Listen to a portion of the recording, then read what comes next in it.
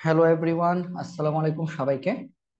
গুণগত রসায়নের MCQ part 2 ক্লাসে সবাইকে স্বাগতম। আমরা ইতিমধ্যে পার্ট 1 এর ক্লাস শেষ করেছি। তো আমি তোমাদেরকে বলেছিলাম যে গুণগত রসায়নের আমি একদম 2015 থেকে শুরু করে যত বোর্ড আছে সব বোর্ডের এমসিকিউ তোমাদেরকে করাবো, প্লাস কিছু কলেজের প্রশ্নও করাবো। তো সেই ক্ষেত্রে আমাদের এমসিকিউ সংখ্যাটা অনেক বেশি, যার কারণে আমি এক পার্টে ক্লাস শেষ করা তো সম্ভবই না। 2 থেকে 3টা পার্ট আমার লাগবে গুণগত রসায়নের এমসিকিউ শেষ করতে। তো যে যে টপিক গুলো ভালো পারো আমি বলবো যে তোমরা ওই টপিক গুলো স্কিপ করবে যখন ক্লাসটা দেখবে, কারণ যেহেতু ইউটিউবে ক্লাস দেওয়া, প্লেব্যাক স্পিড বাড়িয়ে দিতে পারবে তোমরা, তাছাড়া তোমরা টেনে দেখতে পারবে।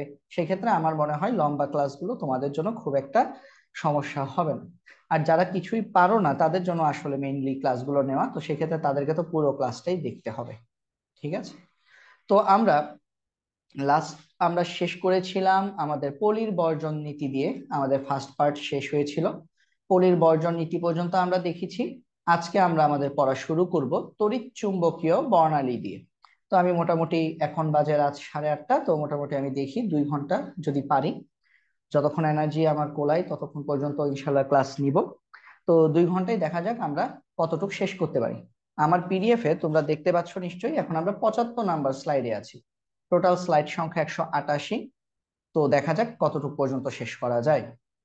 তো আমাদের প্রথম সিকিউর দিকে আমরা যদি লক্ষ্য করি, প্রথম সিকিউরটা যদি তোমরা যদি দেখো তাহলে দেখতে পাবে একটি বাল্ব থেকে নির্গত আলোর ফ্রিকোয়েন্সি। ভাইয়া ফ্রিকোয়েন্সি মানে কি? কম্পাঙ্ক। তার মানে কি দেওয়া আছে? নিউ। কম্পাঙ্ক নিউ দেওয়া আছে। তরঙ্গ দৈর্ঘ্য কত? ল্যামডা বের করতে বলেছে। তো আমাদের ফর্মুলা কি? আমরা জানি না।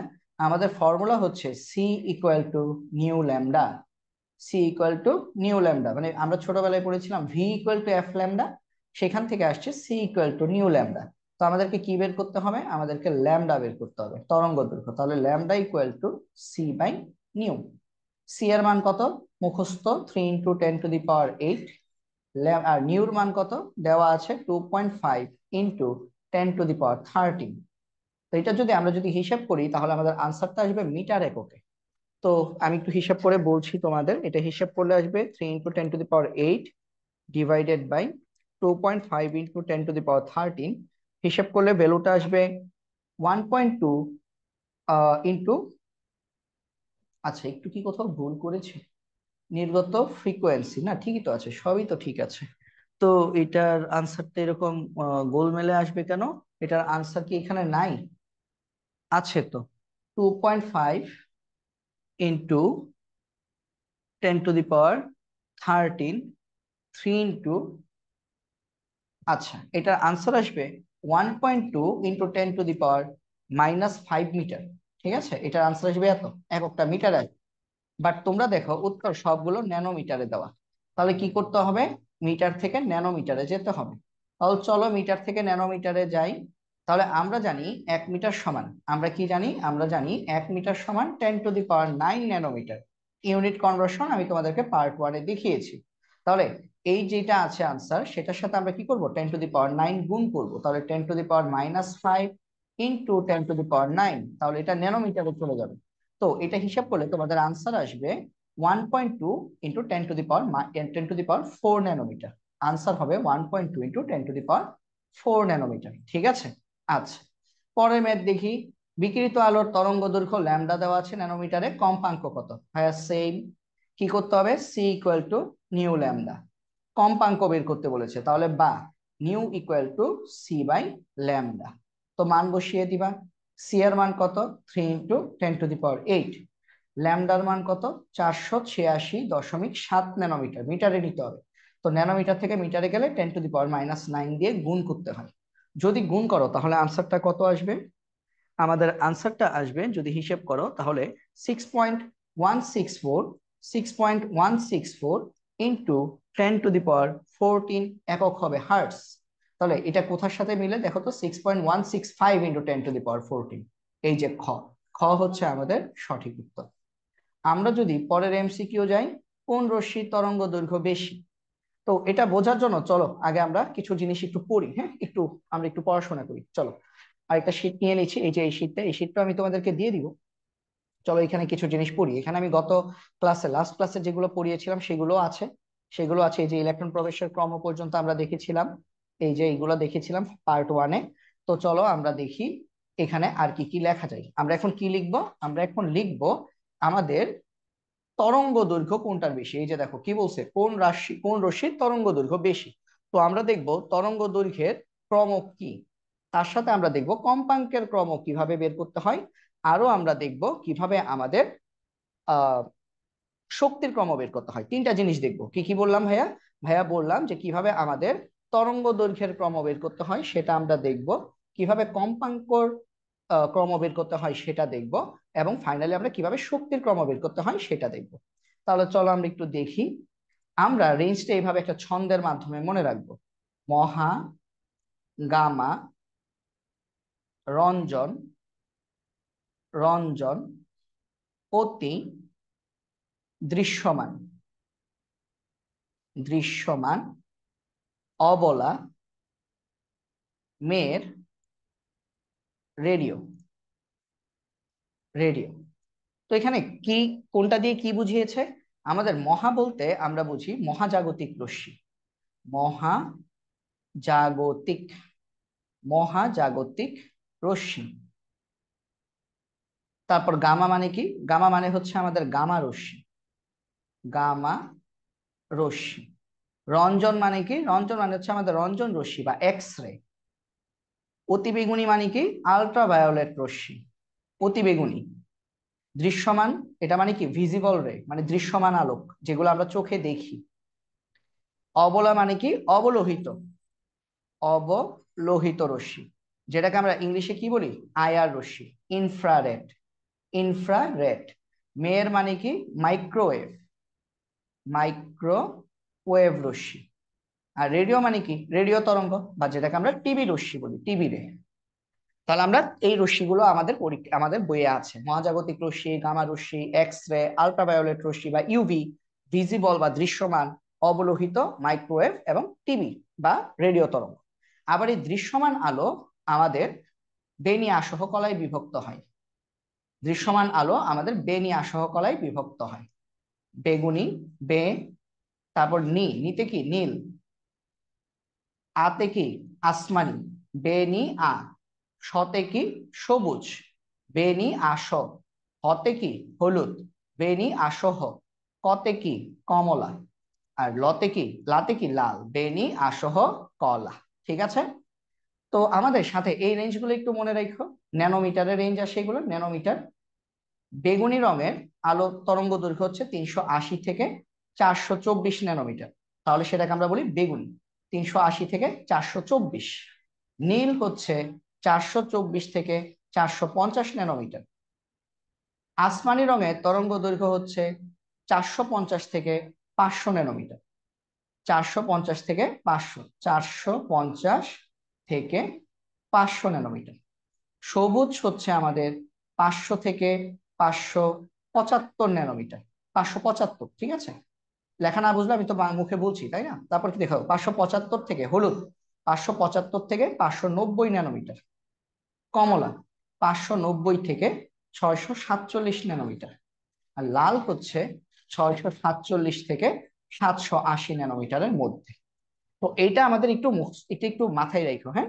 আচ্ছা, এখন এখন যেটা মাথায় রাখবা, যত উপর থেকে নিচে যাবে, যত উপর থেকে নিচে যাবে, এই যে আমি কালারটি একটু সবুজ কালার দিয়ে দেখাই তাহলে তোমাদের জন্য বুঝতে সুবিধা হবে। যত আমরা উপর থেকে নিচের দিকে যাব, উপর থেকে নিচে মানে মহাজাগতিক থেকে রেডিওর দিকে যাব, তত আমাদের তরঙ্গ দৈর্ঘ্য বাড়ে। এইদিকে যত আমরা উপর থেকে নিচে যাব, তাহলে এটা দিয়ে আমরা কি বোঝাচ্ছি? উপর থেকে নিচে, উপর থেকে নিচে। তো মনে রাখবা, উপর থেকে নিচে গেলে ল্যামডা বাড়ে। তার মানে মহা মহা মহাজাগতিক রশ্মি থেকে গামা রশ্মির ল্যামডা বেশি, কারণ গামা রশ্মি কি? নিচে। গামা রশ্মি থেকে রঞ্জন বা এক্স রে রশ্মি ল্যামডা আরো বেশি, তরঙ্গ দৈর্ঘ্য আরো বেশি। তারপর অতিবেগুনি রশ্মি তরঙ্গ দৈর্ঘ্য আরো বেশি, দৃশ্যমান আলোর তরঙ্গ দৈর্ঘ্য আরো বেশি। এভাবে সবচেয়ে বেশি হচ্ছে রেডিও, রেডিও তরঙ্গ। আবার দৃশ্যমান আলোর জন্য দেখো তো, বেগুনি রঙের তরঙ্গ দৈর্ঘ্য কত? 424 পর্যন্ত। নীলের দেখছো 424 থেকে 450। আসমানি 450 থেকে 500। তাহলে দেখো বেগুনি, নীল, আসমানি এদের আবার কি তরঙ্গ দৈর্ঘ্য বাড়তেছে। ব্যাপারটা কি বুঝতে পেরেছো তোমরা? মহাগামা রঞ্জন অতি, তারপর দৃশ্যমানের ক্ষেত্রে কি বেগুনি, নীল, আসমানি, সবুজ, হলুদ, কমলা, লাল। তারপরে হচ্ছে অবলা মানে অবলোহিত। কারণ দৃশ্যমানের মধ্যে কিন্তু এই যে লাল রঙের যে লেখা লিখছি আমি 7টা রং আছে, দৃশ্যমানের মধ্যে 7টা রং আছে। তাহলে মহা, গামা, রঞ্জন, অতি, দৃশ্যমান। দেখো অতি মানে কি, অতি বেগুনি, অতি বেগুনির পরে বেগুনি, তারপর নীল, আসমানি, সবুজ, হলুদ, কমলা, লাল। তারপর লালের পরে অবলোহিত মানে লাল, কম লাল। অবলোহিত মানে কি কম লাল। তাহলে অতি বেগুনি, বেগুনি, অতি বেগুনির পরে তুমি লাল কালারে চলে যাচ্ছ, মহা, গামা, রঞ্জন, অতি, তারপর বেগুনি, নীল, আসমানি, সবুজ, হলুদ, কমলা, লাল, তারপর অবলোহিত, মাইক্রোওয়েভ, রেডিও তরঙ্গ। আশা করি বুঝতে পেরেছো। তাহলে উপর থেকে নিচে গেলে আমাদের ল্যামডা বাড়ে, আর ল্যামডা বাড়লে আমাদের কম্পাঙ্ক কমবে, এনার্জি কমবে, এরা কমে।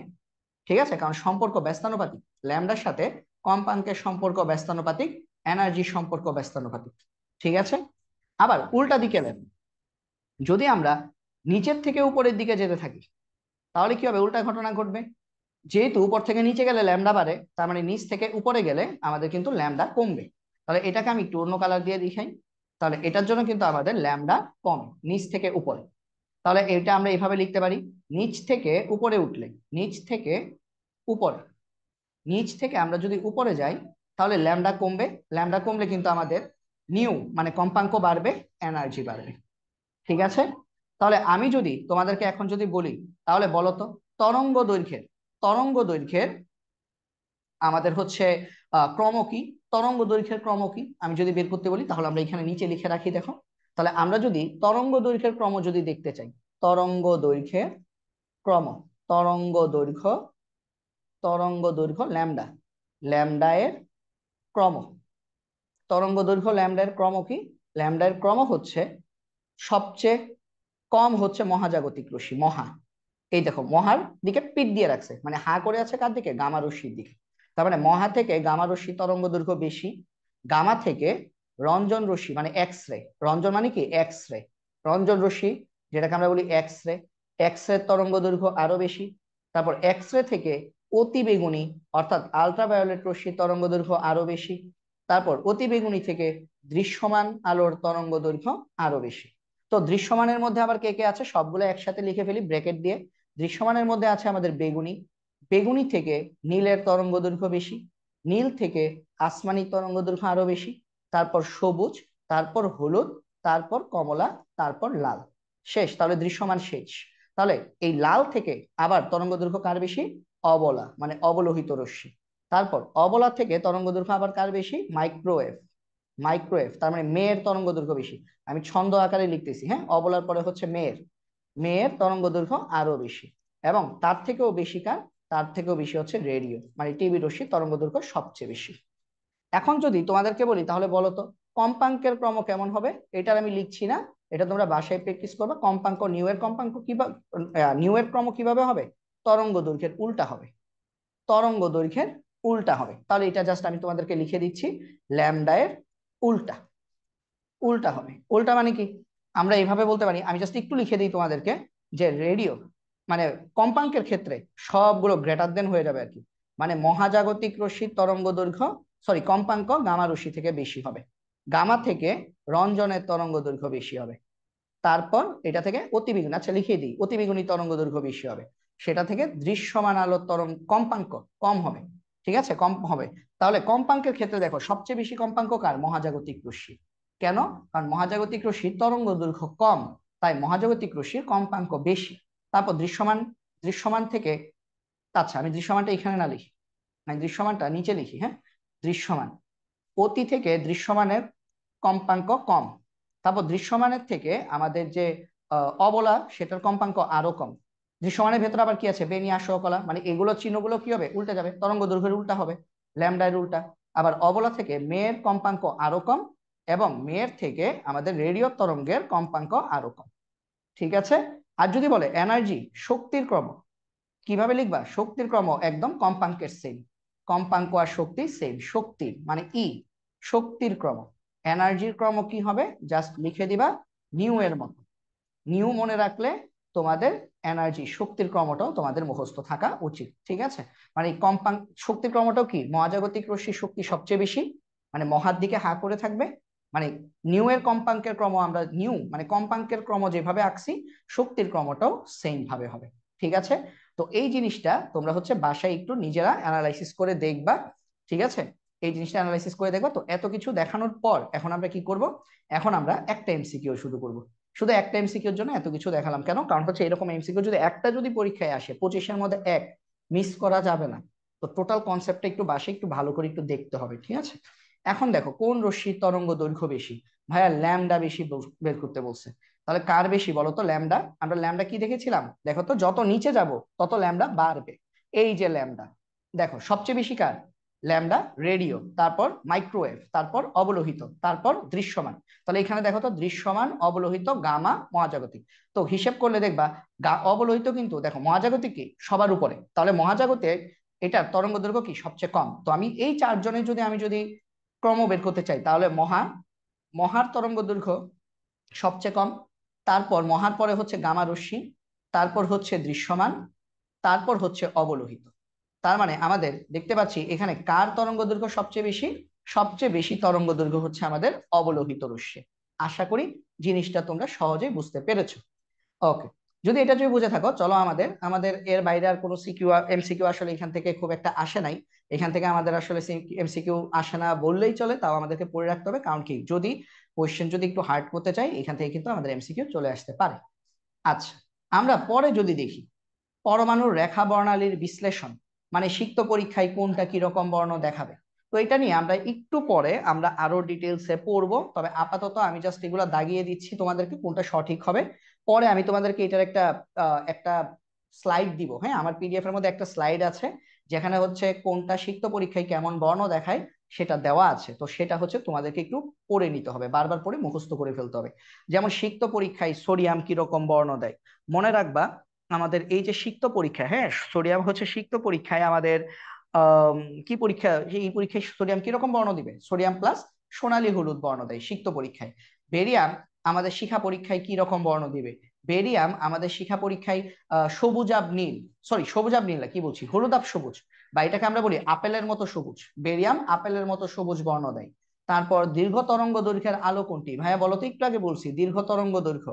তরঙ্গ দৈর্ঘ্য কি উপর থেকে নিচে গেলে বাড়ে? পারে। তাহলে এখানে সবচেয়ে নিচে কে আছে? বেতার তরঙ্গ। তাহলে দীর্ঘ তরঙ্গ দৈর্ঘ্যের আলো কোনটি? বেতার। ঠিক আছে? আমরা যদি তরঙ্গ দৈর্ঘ্য যদি ক্রম যদি বের করতে চাই, তাহলে এক্স রশ্মির তরঙ্গ দৈর্ঘ্য সবচেয়ে কম, তারপর দৃশ্যমান আলোর কম, তারপর অবলোহিত রশ্মি, তারপর বেতার তরঙ্গ। তার মানে বেতার তরঙ্গের তরঙ্গ দৈর্ঘ্য হচ্ছে সবচেয়ে বেশি। বেতার তরঙ্গের তরঙ্গ দৈর্ঘ্য সবচেয়ে বেশি। বেতার তরঙ্গের পর অবলোহিত রশ্মির তরঙ্গ দৈর্ঘ্য বেশি, তারপর দৃশ্যমান আলোর তরঙ্গ দৈর্ঘ্য বেশি, আর সবচেয়ে কম হচ্ছে এক্স রশ্মি, যেটা হচ্ছে রঞ্জন রশ্মি। রঞ্জন রশ্মির তরঙ্গ দৈর্ঘ্য হচ্ছে সবচেয়ে কম। তারপর বলছে ক্লোরাইড মূলক সিলভার নাইট্রেটের সাথে কিরকম পদক্ষেপ দিবে? হ্যাঁ, মনে রাখবা, ক্লোরাইড মূলক সিলভার নাইট্রেটের সাথে বিক্রিয়া করে সিলভার ক্লোরাইড তৈরি করে। আর তুমি যদি দেখো যে সিলভার কথাটা আছে, সিলভার মানেই সাদা, সাদা পদক্ষেপ। সিলভার, জিঙ্ক, এই কথাগুলো যদি থাকে প্রশ্নে, যদি সিলভার অথবা জিঙ্কের পদক্ষেপ যদি থাকে, তাহলেই তুমি বলে দিবা কি এটা সাদা পদক্ষেপ দিবে। সিলভার এবং জিঙ্ক হলে সাদা পদক্ষেপ দেয়। কপার 2+ আয়নের পরীক্ষায় কোনটি ব্যবহৃত হয়? এটা মুখস্থ প্রশ্ন। যদি এগুলো আমাদের এমসিকিউ দেখতে পাচ্ছ, আগ্রাবাদ মহিলা কলেজে আসছে, মানে এগুলো তোমাদেরকে অত সিরিয়াসলি নেওয়ার কিছু নাই, যেগুলো আমাদের বোর্ডে আসবেই। এগুলো আমাদের কলেজগুলোতে বেশি আসে। আমি জাস্ট তোমাদের হচ্ছে একবার কেন পড়াই দিচ্ছি, যাতে করে পরীক্ষায় যদি ইনকেস চলে আসে তোমার যাতে মাথায় আসে যে ও ভাইয়া পড়াইছিল হচ্ছে কপার 2+ আয়নের পরীক্ষায় কোনটি ব্যবহৃত হয়। মনে রাখবা, কপার 2+ আয়নের পরীক্ষায় হাইড্রোজেন সালফাইড H2S ব্যবহৃত হয়। আর জিঙ্ক 2+, ওই যে বলছি সিলভার জিঙ্ক দেখলেই পদক্ষেপের বর্ণ কেমন? সাদা। ঠিক আছে? সিলভার অথবা জিঙ্ক এরা সবসময় কি করে? এরা সবসময় আমাদের সাদা পদক্ষেপ তৈরি করে। তো আশা করছি এই জিনিসটা তোমরা বুঝতে পেরেছো। তো এটার একটা পিডিএফ, এটার হচ্ছে একটা, মানে কোনটা কিরকম বর্ণ দেয়, কোনটা কিরকম পদক্ষেপ দেয়, সেটা আমরা একটু পরেই দেখবো। এখন আসো আমরা পরের টপিকে যাই। বোর পরমাণু মডেল ও হাইড্রোজেন পরমাণু বর্ণালী। এখানে আমাদের কি পড়তে হবে ভাইয়া? এখানে এটা পড়ার জন্য আমাদের একটা ফর্মুলা আছে, তাই না? এটা একটা ফর্মুলা, তোমরা পড়েছো কিনা আমি তোমাদেরকে বলি। রিডবার্গ ধ্রুবকের মান কোনটি? রিডবার্গ ধ্রুবককে RH দিয়ে প্রকাশ করা হয়। রিডবার্গ ধ্রুবকের মান কত? 10, 96, 78 পার সেন্টিমিটার। রিডবার্গ ধ্রুবকের মান। তো এটাকে আমরা কিভাবে লিখতে পারি? 1.09678 ইন্টু 10⁵ পার সেন্টিমিটার, মানে প্রতি সেন্টিমিটারে এতগুলো তরঙ্গ দৈর্ঘ্য দিবে। তরঙ্গ সংখ্যা হচ্ছে এতটা, প্রতি সেন্টিমিটারে তরঙ্গ সংখ্যা হচ্ছে এতটা। এটাকে যদি মিটারে যদি বের করতে চাও, 1.09678 1 সেন্টিমিটারে যদি 10⁵ দেয়, 1 মিটারে কি দিবে, বেশি দিবে, কারণ সেন্টিমিটার থেকে কি মিটার বেশি, তাহলে এটা হবে 10⁷ পার মিটার। তো এই যে ভ্যালুগুলো, এই সবগুলা ভ্যালু তোমাদেরকে মুখস্থ রাখতে হবে, রিডবার্গ ধ্রুবকের মান। তুমি যদি সেন্টিমিটারে লিখতে চাও পার সেন্টিমিটার, তাহলে হচ্ছে 109678। এটাকে আমরা ইঞ্জিনিয়ারিং মোডে দিলে, যদি ক্যালকুলেটরে যদি দাও, তাহলে এটা আসবে 1.09678। খেয়াল করো, আমি দশমিকটা একের মানে 5 ঘর আগায় নিয়ে আসছি, তাই না? তাহলে 10 দশমিক যদি আমি যদি এখানে নিয়ে আসি, তাহলে আমার 10⁵ হবে। আর মিটারে গেলে কত হবে, 10⁷। তো এখানে দেখো আনসারটা কোনটা, আনসারটা হচ্ছে আমাদের গরুর গ, 1.09678 ইন্টু 10⁵ পার সেন্টিমিটার। ওকে, আচ্ছা। তারপর আসে, এবং এটা দিয়ে কিন্তু আমাদের এই রিডবার্গ ধ্রুবক দিয়ে আমাদের কিন্তু সিকিউ আসে, গরুর গ, গ নাম্বারের সিকিউ কিন্তু আমাদের রিডবার্গ ধ্রুবক দিয়ে আসে। সবুজ আলোর তরঙ্গ দৈর্ঘ্য কত? ভাই একটু আগে পড়ছো, বেনিয়া সহ কলা আমি তোমাদেরকে পড়িয়ে দিয়েছি। এই যে দেখো বেনিয়া সহ কলা, এই যে সবুজ 500 থেকে 575 ন্যানোমিটার, সবুজ 500 থেকে 575 ন্যানোমিটার। এই যে বেগুনি 380 থেকে 424, নীল 424 থেকে 450, আসমানি 450 থেকে 500, সবুজ 500 থেকে 575, হলুদ 575 থেকে 590, কমলা 590 থেকে 647, লাল 647 থেকে 780। সবুজ 500 থেকে 575। দেখো তো 500 থেকে 575 মধ্যে কি আছে, 535 ন্যানোমিটার। এটা কিন্তু ঢাকা বোর্ড 2015-তে আসছে, দেখছো বোর্ডে এই ধরনের প্রশ্ন আসে। সবুজ আলোর তরঙ্গ দৈর্ঘ্য এক্স্যাক্টলি 500 থেকে 575-এর মধ্যে হয়। তো এখানে আমাদের 500 থেকে 575-এর মধ্যে কোনটা আছে, 535 ন্যানোমিটার। তার মানে সবুজ আলোর তরঙ্গ দৈর্ঘ্য 535। কোন বর্ণের আলোর শক্তি বেশি? শক্তির ক্রম আমরা একটু আগে পড়ছি, দেখো দিনাজপুর বোর্ড 2022। শক্তির ক্রম কি, ল্যামডার উল্টা ছিল, তাই না? ল্যামডার উল্টা, যত উপরে তত শক্তি বেশি, আর নিচে গেলে শক্তি কম। তাহলে এইখানে এই 4টা আলোর মধ্যে শক্তি আমরা কিভাবে বলবো?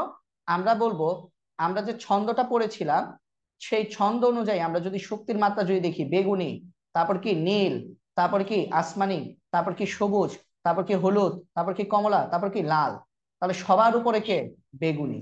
তাহলে বেগুনির শক্তি সবচেয়ে বেশি, তারপরে নীল, তারপর আসমানি, তারপর সবুজ, তারপর হলুদ, তারপর কমলা, তারপর লাল। তো এখানে দেখো বেগুনি আছে, তার মানে সঠিক উত্তর বেগুনি। ঠিক আছে, এখানে বেগুনি আলোর শক্তি সবচেয়ে বেশি। তারপরে আসো, সবুজ আলোর তরঙ্গ দৈর্ঘ্য কত? এই যে 500 থেকে 575 ন্যানোমিটারের মধ্যে, দিনাজপুর 2019-এ আসছে। লাল বর্ণের আলোর তরঙ্গ দৈর্ঘ্য কত? লাল, লালের কত ছিল, 700 থেকে 780, সরি 647 থেকে 680। লালের এক্স্যাক্টলি তরঙ্গ দৈর্ঘ্য, লালের এক্স্যাক্ট তরঙ্গ দৈর্ঘ্য হচ্ছে 647 থেকে 780 ন্যানোমিটার। ন্যানোমিটার, তো এখানে কত আছে দেখো তো, এই রেঞ্জের মধ্যে 750 ন্যানোমিটার। তারপর বামার সিরিজের অবস্থান কোন অঞ্চলে? আচ্ছা, বামার সিরিজ যেহেতু চলে আসছে, চলো আমরা একটু বামার সিরিজের জিনিসগুলো একটু পড়ে ফেলি, যেহেতু সিরিজের কথা চলে আসছে। বামার সিরিজের কথা যদি চলে আসে, তাহলে চলো আমরা একটু সিরিজ নিয়ে পড়ি। সিরিজ নিয়ে পড়াটা কি, বর্ণালী সিরিজ। টপিক কি, বর্ণালী সিরিজ। বর্ণালী সিরিজ, তাহলে বর্ণালী সিরিজ কি কি? বর্ণালী সিরিজ আমরা যদি একটু যদি বলি, লাইমেন, লাইমেন, তারপর হচ্ছে বামার, বামার, তারপর হচ্ছে আমাদের প্যাসচেন, প্যাসচেন, তারপর হচ্ছে আমাদের ব্রাকেট এবং ফোন্ট। আরেকটা আছে হামফ্রেস, তবে হামফ্রেস দিয়ে আমাদের বোর্ডে কিছু আসে না, এই কারণে দরকার নেই। আচ্ছা, এখন এগুলো আসলে কি, সিরিজ মানে কি, তোমরা সবাই পড়েছো যে ইলেকট্রন যখন উচ্চ শক্তি স্তর থেকে নিম্ন শক্তি স্তরে আসে, তখন সে যেখান থেকে আসুক, উপরে যে কোনো জায়গা থেকে আসুক, দ্বিতীয় শক্তি স্তর থেকে আসুক, তৃতীয় থেকে আসুক, ইনফিনিটি থেকে আসুক, যেখান থেকে সে মন চায় সেখান থেকে আসুক, কিন্তু সে যদি প্রথম শক্তি স্তরে এসে যদি থামে, তাহলে আমরা যে সিরিজ পাই সেটা হচ্ছে লাইমেন সিরিজ। তাহলে আমরা একটু লিখি চলো। তাহলে এখানে আমরা লিখবো N1, এখানে লিখবো N2, আর এখানে আমরা লিখবো অঞ্চল, অঞ্চল, অঞ্চল। ঠিক আছে, তাহলে লাইমেন সিরিজের জন্য আমরা একটা জিনিস, একটা আলো লাইমেন সিরিজ, এটা আমরা কিভাবে বুঝি? এটা আমরা বুঝি, সেই আলোটা যদি প্রথম N1 এর মান যদি 1 হয়, তার মানে N1 1 মানে কি, কক্ষপথ যদি 1 হয়। N1 দিয়ে কি বোঝাই? N1 দিয়ে আমরা বুঝি ইলেকট্রন, N1 দিয়ে আমরা বুঝি ইলেকট্রন যে শক্তি স্তরে, যে শক্তি স্তরে আসবে, আসবে সেটা হচ্ছে আমাদের N1, ইলেকট্রন যে শক্তি স্তরে আসবে। আর N2 কি? N2 হচ্ছে ইলেকট্রন যে শক্তি স্তর থেকে আসে, ইলেকট্রন যে শক্তি স্তর, স্তর থেকে আসে। তাহলে ইলেকট্রন যে শক্তি স্তর থেকে আসে সেটা হচ্ছে N2। আর ইলেকট্রন যে শক্তি স্তর থেকে যে শক্তি স্তরে আসবে সেটা হচ্ছে N1। মনে করো তুমি ঢাকা থেকে তুমি সিলেট যাবা, তাহলে তুমি কোথা থেকে যাবা? ঢাকা থেকে। তাহলে তুমি ঢাকা থেকে আসবা, তুমি ঢাকা থেকে কি করবা? রওনা দিবা, তাহলে এটা হচ্ছে N2। আর তুমি কোথায় এসে থামবা? সিলেটে, তাহলে সিলেট হচ্ছে N1। তাহলে ইলেকট্রন যেখান থেকে আসবে, ঠিক আছে, সেটা হচ্ছে N2। আর ইলেকট্রন যে শক্তি স্তরে এসে নামবে সেটা হচ্ছে N1। তো আমরা এটাকে একটু এভাবেও লিখতে পারি যে ইলেকট্রন যে শক্তি স্তরে, ইলেকট্রনে এভাবে লিখতে পারি, ইলেকট্রন যে শক্তি স্তরে, শক্তি স্তরে নামবে, শক্তি স্তরে এসে নামবে, যেভাবে বোঝা যায়, হ্যাঁ, সেটা হচ্ছে N1। আর ইলেকট্রন যে শক্তি স্তর থেকে যাত্রা শুরু করবে, যাত্রা শুরু করবে বলতে পারো, যাত্রা শুরু করবে, সেটা হচ্ছে আমাদের N2। ঠিক আছে। আচ্ছা, এখন ইলেকট্রন যদি 1 নাম্বার শক্তি স্তরে এসে নামে, তাহলে ইলেকট্রন কোথা থেকে যাত্রা শুরু করতে পারবে? ভাইয়া, এক ছাড়া আল্লাহর দুনিয়ার বাকি সব শক্তি স্তর থেকে সে যাত্রা শুরু করতে পারবে। কারণ কি? কারণ 1 থেকে 1-এ নামা যাবে না, সে তো আছেই 1-এ। তুমি একতলা থেকে একতলায় নামবা কিভাবে? তুমি তো একতলাতেই আছো। তোমাকে তাহলে কি মিনিমাম 2 তলা বা 3 তলা, 2 তলা থেকে নামতে হবে। তাহলে যখন লাইম্যান সিরিজ আমরা বলবো, লাইম্যান সিরিজের জন্য N1 এর মান 1, N2 এর মান হলে 2, 3, 4, এভাবে করে ইনফিনিটি পর্যন্ত। ঠিক আছে। এবং লাইম্যান সিরিজের জন্য আমরা যে বর্ণালী পাবো সেটা হচ্ছে অতিবেগুনি অঞ্চলে দেখা যাবে, অতিবেগুনি অঞ্চলে দেখা যাবে, বা আলট্রাভায়োলেট অঞ্চলে দেখা যাবে। তার মানে ইলেকট্রন যেখান থেকেই আসুক, সে যদি প্রথম শক্তি স্তরে এসে যদি থামে, তাহলে তার জন্য আমরা লাইম্যান সিরিজ পাবো, এবং সেটার অঞ্চল হবে অতিবেগুনি অঞ্চল। তারপর দেখো, ইলেকট্রন আবার যেখান থেকেই আসুক, সে যদি দ্বিতীয় শক্তি স্তরে নামে, তাহলে আমরা পাবো বামার অঞ্চল। তাহলে দ্বিতীয় শক্তি স্তরে সে যদি এসে যদি থামতে হয়, সে কি প্রথম শক্তি স্তর থেকে দ্বিতীয়তে আসতে পারবে? পারবে না, কারণ বর্ণালী কিভাবে দেখা যায়? উচ্চ শক্তি স্তর থেকে নিম্ন শক্তি স্তরে যদি ইলেকট্রন নেমে আসে, তাহলে বর্ণালী দেখা যায়। তাহলে 2 থেকে উচ্চতর শক্তি স্তর থেকে নামতে হবে। তার মানে যখন বামার সিরিজ হবে, তখন N1 এর মান 2, N2 এর মান মিনিমাম 3 হইতে হবে, 3, 4, 5, ইনফিনিটি থেকেও আসতে পারে। তো আমাদের ইলেকট্রন যদি দ্বিতীয় শক্তি স্তরে এসে যদি নামে, N1 এর মান যদি 2 হয়, তাহলে আমরা বামার সিরিজ পাবো। এবং বামার সিরিজের যত বর্ণালী আছে সবই আমরা চোখে দেখতে পাই, কারণ এটা দৃশ্যমান অঞ্চলে তৈরি হয়। বামার সিরিজ দৃশ্যমান অঞ্চলে হয়। তারপর আসো পেস্টেন। পেস্টেন হচ্ছে ইলেকট্রন যেখান থেকে আসুক, সে যদি 3 নাম্বার শক্তি স্তরে এসে নামে, তাহলে সেটাকে আমরা বলি পেস্টেন। তাহলে তোমার যদি N1 এর মান যদি 3 হয়, একটা কথা মনে রাখবা, N1 বড়, 1 বড় না 2 বড়? মানে N1 বড় নাকি N2 বড়? ভাইয়া 2 বড়, মানে N2 বড়। তার মানে N1 যা হবে, N2 এর মান তার থেকে বেশি হবে। এই কথাটা মনে রাখবা, একটু লিখে রাখি আমি এই কথাটা, যে N1 থেকে একটা শর্ত আছে, শর্তটা একটু লিখে রাখি। শর্তটা হচ্ছে N1 থেকে N2 সব সময় বড় হতে হবে। N1 থেকে N2 সব সময় বড় হতে হবে, ঠিক আছে? কারণ কি, N1 এর মধ্যে কি আছে? 1, N2 এর মধ্যে কি আছে? 2। তাহলে 1 বড় না 2 বড়? ভাইয়া 2 বড়। তাহলে N2 সব সময় বড় হবে। N2 হবে 4, 5, 6, এভাবে করে করে ইনফিনিটি। তার মানে N2 পেস্টেন সিরিজের জন্য মিনিমাম চতুর্থ শক্তি স্তর হতে হবে, N2 এর মান 4 হতে হবে। এবং পেস্টেন সিরিজের জন্য যে আমরা অঞ্চল পাই সেটা হচ্ছে অবলোহিত অঞ্চল, অবলোহিত। তারপর ব্র্যাকেট কি, N1 এর মান 4, N2 এর মান কি 5, 6, 7, ইনফিনিটি। এটার জন্য আমরা অবলোহিত অঞ্চলই পাবো। আর ফন্ট কি 5, N1 এর মান 5, তাহলে আমার N2 এর মান কত? 6, 7, 8, ইনফিনিটি পর্যন্ত। এটার জন্য আমরা অবলোহিত অঞ্চলের আলো পাবো। ঠিক আছে। তো অবলোহিত অঞ্চলের আলো তো আমরা দেখতে পাই না, তার মানে এই আলোগুলো আমরা চোখে দেখতে পাবো না। ঠিক আছে। আচ্ছা, তাহলে আশা করি তোমরা এই জিনিসটা বুঝতে পেরেছো। তো আমরা একটু দেখাই তোমাদেরকে, আমি দেখাই দিই এই যে বর্ণালী সিরিজ। এবং এটা আমরা কিভাবে মনে রাখতে পারি? এটা মনে রাখার একটা ছন্দ আছে, সেটা হচ্ছে কি, লাইলি বলল প্রেম বোকামির ফসল। মনে করো মজনু লাইলির সাথে প্রেম করতে চাচ্ছে, তো লাইলিকে যখন মজনু যখন প্রপোজ করছে, তখন লাইলি তাকে উত্তর বলছে যে তুমি বড্ড বোকা। মজনু বলছে কেন? তখন লাইলি বলল, লাইলি মানে কি লাইম্যান, বলল মানে কি বামার, প্রেম পেশ্চেন, বোকামির ব্রাকেট ফসল ফুন্ট। তাহলে লাইলি বলল প্রেম বোকামির ফসল। এইভাবে কিন্তু আমরা সিরিয়ালি লাইম্যান বামার পেশ্চেন ব্রাকেট ফুন্ট মনে রাখতে পারি। তো আমি একটু ছন্দটা একটু লিখে রাখি। ছন্দ, ছন্দটা হচ্ছে লাইলি, লাইলি বলল, বলল প্রেম বোকামির, বোকামির ফসল। এবং এভাবে লাইলি প্রেম বোকামির ফসল বলে কি করলো? মজনুর মন ভেঙে খান খান করে দিল। এবং মজনু কি করলো, হতাশ হয়ে রাস্তায় রাস্তায় ভবঘুরের মতো ঘুরতে শুরু করলো। তাহলে লাইলি বললো প্রেম বোকামির ফসল। তো আশা করি বুঝতে পেরেছো, একদম শর্টকাট ওয়েতে দেখাইছি, আমি এত ডিটেলস বেসিকে যাচ্ছি না, ঠিক আছে? কারণ কি এখন এত বেসিকে যাওয়ার সুযোগ নাই, যেহেতু আমরা ফাইনাল শর্ট এমসিকিউ পড়ছি। তো ফাইনাল শর্ট এমসিকিউ তে এমনিতেই আমি তোমাদেরকে এক একটা অধ্যায়ের এমসিকিউ দিব, দেখবা যে 6 ঘন্টা 7 ঘন্টা হয়ে গেছে, 2-3টা পার্টে আমি এমসিকিউ নেওয়া লাগবে। তো সেখানে যদি আরো যদি ডিটেলস পড়াতে চাই, তাহলে তো এক একটা অধ্যায় শেষ করতে আমাদের মনে করো 24 ঘন্টার ক্লাস লাগবে। এতটা সম্ভব না। তো আমি ধরে নিচ্ছি এগুলো পড়েছো তোমরা, জাস্ট তোমাদেরকে একটু যে কোনো একটা জিনিস পড়ানোর আগে সেটা হচ্ছে একটু বেসিকটা একটু ধরাই দিচ্ছি আর কি। আচ্ছা, আরেকটা কথা একটু মাথায় রাখবা, আরেকটা কথা একটু মাথায় রাখবা, সেটা হচ্ছে যদি তোমাকে যদি বলে, তোমাকে ধরো কথার কথা বললো যে, বললো যে বামার সিরিজের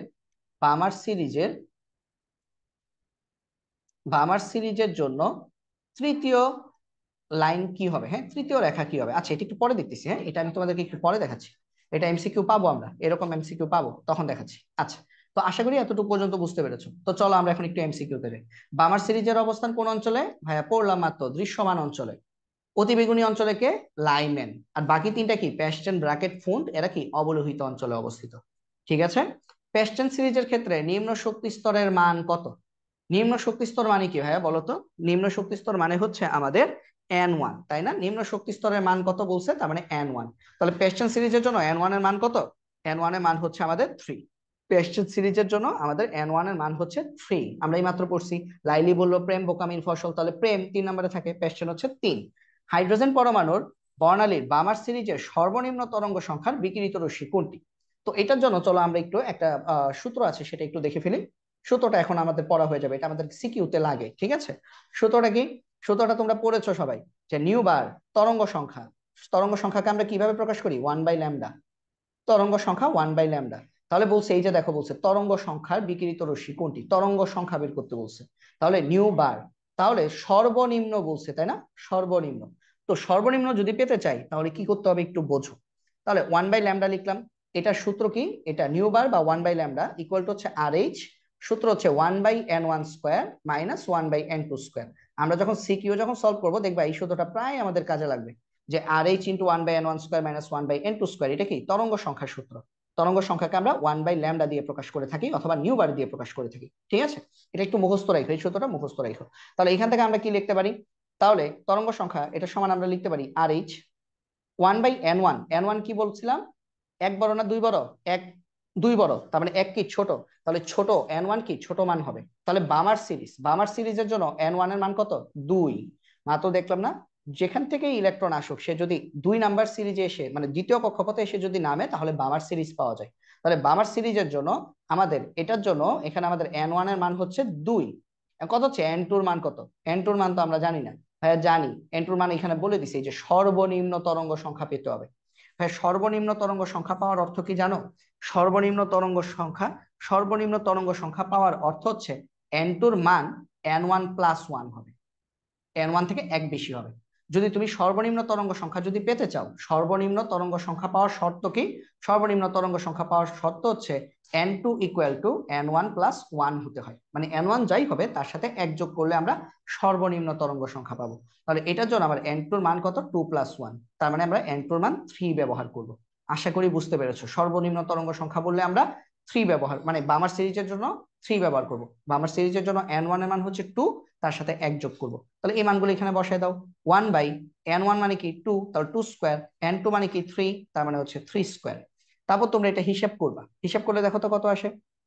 আর এইচ 1/4 মাইনাস 1/9, তাহলে সমান দিলে আর এইচ 4 আর 9 লসাগু করলে কত হবে? 36। তাহলে 36 হলে উপর হচ্ছে 9 - 4, লসাগু তো করতেই পারো। তাহলে সমান কত হচ্ছে দেখো তো? উপরে থাকতেছে 5, তাহলে 5/36 আর এইচ। তাহলে 5 আর এইচ ডিভাইডেড বাই 36। এই যে দেখো আনসার, 5 আর এইচ ডিভাইডেড বাই 36। তো আশা করছি এই ধরনের ম্যাথ আসলে তোমরা পারবা। এখন ধরো বামার সিরিজ না বলে তোমাদেরকে যদি বলে প্যাস্টেন সিরিজ, যদি বলে প্যাস্টেন সিরিজের সর্বনিম্ন তরঙ্গ সংখ্যার বিকিরিত রশ্মি কোনটি, তাহলে তোমাদেরকে এরকম বললো। আমি এই অঙ্কটা একটু এখানে একটু দেখাই দিই, হ্যাঁ। আমি তোমাদের বললাম যে পেস্টেন সিরিজের কথার কথা তোমাদেরকে বললো, পেস্টেন সিরিজের সর্বনিম্ন সর্বনিম্ন তরঙ্গ সংখ্যার রশ্মি, তরঙ্গ সংখ্যার বিকিরিত রশ্মি কোনটি? বিকিরিত বিকিরিত রশ্মি রশ্মি কোনটি? তাহলে তখন তোমরা কি করবা ভাই? পেস্টেন বলছে, পেস্টেন বলছে মানে কি n1 এর মান হচ্ছে 3, n2 এর মান কত ভাই? সর্বনিম্ন বলছে, তাহলে 3+1, তার মানে n1+1, n1+1 মানে কি 4, 3+1 মানে হচ্ছে 4।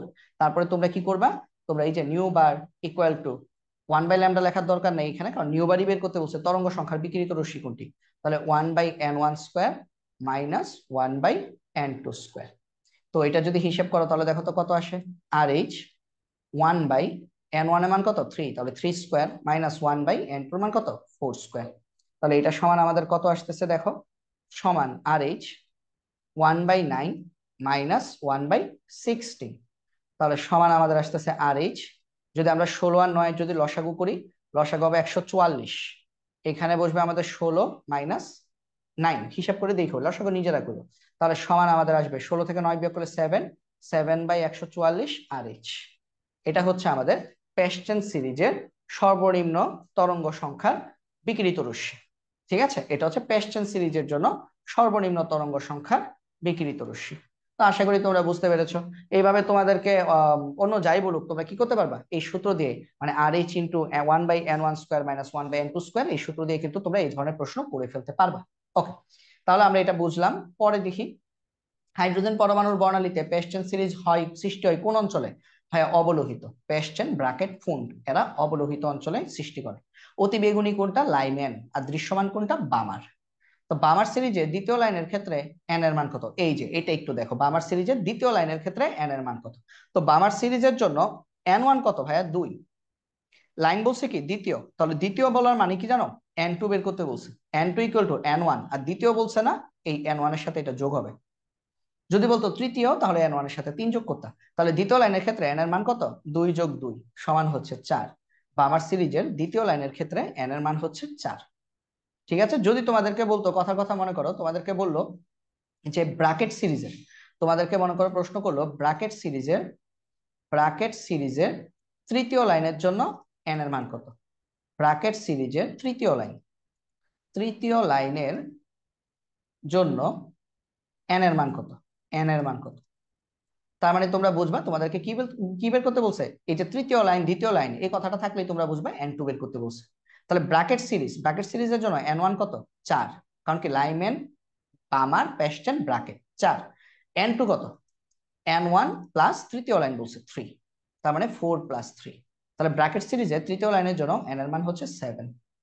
তৃতীয় লাইন কোথা থেকে তৈরি হবে? যদি 7 মানে সপ্তম কক্ষপথ থেকে চতুর্থ কক্ষপথে যদি নেমে আসে, তাহলে আমরা ব্র্যাকেট সিরিজের তৃতীয় লাইন পাবো। যদি বলতো লাইমেন সিরিজের দ্বিতীয় লাইন, যদি তোমাদেরকে বলতো এইটা এরকম, যদি বলতো লাইমেন লাইমেন লাইমেন সিরিজের সিরিজের দ্বিতীয় লাইন, দ্বিতীয় লাইন দ্বিতীয় লাইনের জন্য n equal to what? n equal to what? তাহলে তোমরা কি করতে? লাইমেন সিরিজ, তার মানে n1 কত? 1, লাইমেন সিরিজ প্রথম। তাহলে n2 কত? n1 প্লাস দ্বিতীয় লাইন, তার মানে 2, তার মানে 1+2। তাহলে লাইমেন সিরিজের দ্বিতীয় লাইনের জন্য n এর মান হচ্ছে 3। তো আশা করি এই জিনিসটা তোমরা বুঝতে পেরেছো। ঠিক আছে, এটা কিন্তু যশোর বোর্ড 21-এ আসছে এই প্রশ্নটা। তারপর আসো বামার সিরিজের দ্বিতীয় লাইনের ক্ষেত্রে, এই যে এখন এগুলো পারবে না, ঠাস ঠাস করে করতে পারবে না। n2 এর মান কত? তাহলে n2 এর মান কত? বামার সে নিজে কি n1 প্লাস দ্বিতীয় লাইন 2, তাহলে বামার সিরিজ n1 কত? 2 প্লাস 2, তার মানে 4। বামার সিরিজের দ্বিতীয় লাইনের ক্ষেত্রে n2 এর মান হচ্ছে আমাদের 4। ঠিক আছে, তো আমি তোমাদেরকে একদম ডিটেলস কেন করেছি, যাতে করে তোমরা যখন এগুলো যখন পড়বা, তারপরে যখন তোমরা যখন দেখবে যে গুণগত রসায়নে এমন কোনো এমসিকিউ নাই যেটা কিনা তুমি পারতেছো না, সবই পারতেছো। ঠিক আছে, তারপর দেখো ব্র্যাকেট সিরিজের n2 এর মান কত? এখানে কিছুই বলে নাই, কোনো লাইন টাইন বলে নাই, তাই না? তাহলে ব্র্যাকেট সিরিজের জন্য, এই ব্র্যাকেট সিরিজের জন্য আমাদের n1 কত? 4। n2 এর মান কত? মানে কি মিনিমাম মান চাইছে, কিছু বলে নাই, মানে কি n2 এর মান মিনিমাম চাইছে। তাহলে n2 এর মান কত হবে? n2 equal to n1 plus 1, কিছু না বলে 1 যোগ করবা, তাহলে 4+1। এখানে তো দ্বিতীয় লাইন তৃতীয় লাইন কিছু বলে নাই, n2 এর মান কত বলছে, তার মানে কি মিনিমাম মানটা লাগবে। তাহলে এটা মিনিমাম মান কত হবে? 5। তাহলে আমাদের আনসার হচ্ছে 5। ব্র্যাকেট সিরিজের ক্ষেত্রে n2 এর মান কত? 5। আমাদেরকে কিছুই না বলে আমরা বুঝবো n2 এর মিনিমাম মান চাইছে। ইলেকট্রন যেখান থেকে আসুক, সে যদি তৃতীয় শক্তি স্তরে যদি ফিরে আসে, তৃতীয়তে ফিরে আসছে মানে কি n1 এর মান 3, যেটাতে ফিরে আসে সেটা কি, মানে যেখানে এসে নামে সেটা কি n1 না? N1 এর মান 3 হলে সেটাকে আমরা কি বলবো? লাইম্যান বা আমার পেস্টেন। পেস্টেন, ঠিক আছে। কোন বর্ণালী দেখা যায়? পেস্টেন বর্ণালী দেখা যায়। তারপরে আসো, হাইড্রোজেন পরমাণুর তৃতীয় কক্ষপথে আবর্তনশীল ইলেকট্রনের বেগ দেওয়া আছে। এই যে বেগ, তার মানে ভি দেওয়া আছে। ব্যাসার্ধ কত? আর বের করতে বলছে। ভাইয়া আর বের করতে বলছে। ফর্মুলা কি? ফর্মুলা হচ্ছে M V R equal to NH by 2 pi. তো এখান থেকে আমরা আর বের করবো, তাহলে বা R equal to NH divided by 2 pi M V. তো আমরা এখান থেকে লিখবো বা আর ইকুয়াল টু এন কত? তৃতীয় কক্ষপথ বলছে, এই যে দেখো, তাহলে এন এর মান কত? 3। এইচ কত? প্লাঙ্কের ধ্রুবক 6.626। প্লাঙ্কের ধ্রুবক হচ্ছে 6.626 ইন্টু 10⁻⁻34। NH 2 pi. এম কত? ইলেকট্রনের ভর মুখস্থ 9.11 ইন্টু 10⁻31 কেজি। ভি কত? প্রশ্নে দেওয়া আছে 7.28 ইন্টু 10⁵। যদি এটা হিসাব করো, ক্যালকুলেশন করলে এটার আনসারটা আসবে তোমার 4.78। 4.78 ইন্টু 10⁻⁻10 মিটার আসবে। তো ভাই আমরা গতকাল করছিলাম ইউনিট কনভার্সনে, মানে লাস্ট পার্টে করছিলাম যে 10⁻⁻10 মিটার মানে কি? অ্যাংস্ট্রম। তার মানে এটার সমান আমরা 4.78 অ্যাংস্ট্রম লিখতে পারি। 1 অ্যাংস্ট্রম মানে 10⁻⁻10 মিটার। তাহলে আনসার কোনটা? হ, সঠিক, 4.78 অ্যাংস্ট্রম। ঠিক আছে। তারপর আসুন, আসমানি আলোর তরঙ্গ দৈর্ঘ্যের চেয়ে ছোট তরঙ্গ দৈর্ঘ্যের আলো কোনটি? আসমানি থেকে ছোট না? আচ্ছা দেখি তো। বেগুনি, নীল, আসমানি, সবুজ, হলুদ, কমলা, লাল। আমরা তরঙ্গ দৈর্ঘ্যের ক্রম কিরকম করছিলাম? এই দিকে তরঙ্গ দৈর্ঘ্যের ক্রম উপর থেকে নিচে গেলে বাড়ে। তাহলে আসমানি কোনটা? এই যে আসমানি। তাহলে আসমানি থেকে কম কে কে আছে? নীল আর বেগুনি। এখানে দেখো অপশনে নীল আছে। তাহলে আসমানির চেয়ে ছোট তরঙ্গ দৈর্ঘ্যের আলো কোনটি? নীল। ঠিক আছে, আসমানি থেকে ছোট। তো বাকি যে তিনটা দিছে, সবুজ, কমলা, লাল, দেখছো বাকি তিনটাই কি? বাকি তিনটাই কিন্তু আসমানির চেয়ে বেশি তরঙ্গ দৈর্ঘ্যের আলো। ঠিক আছে, বাকি তিনটাই আসমানির চেয়ে বেশি তরঙ্গ দৈর্ঘ্যের আলো।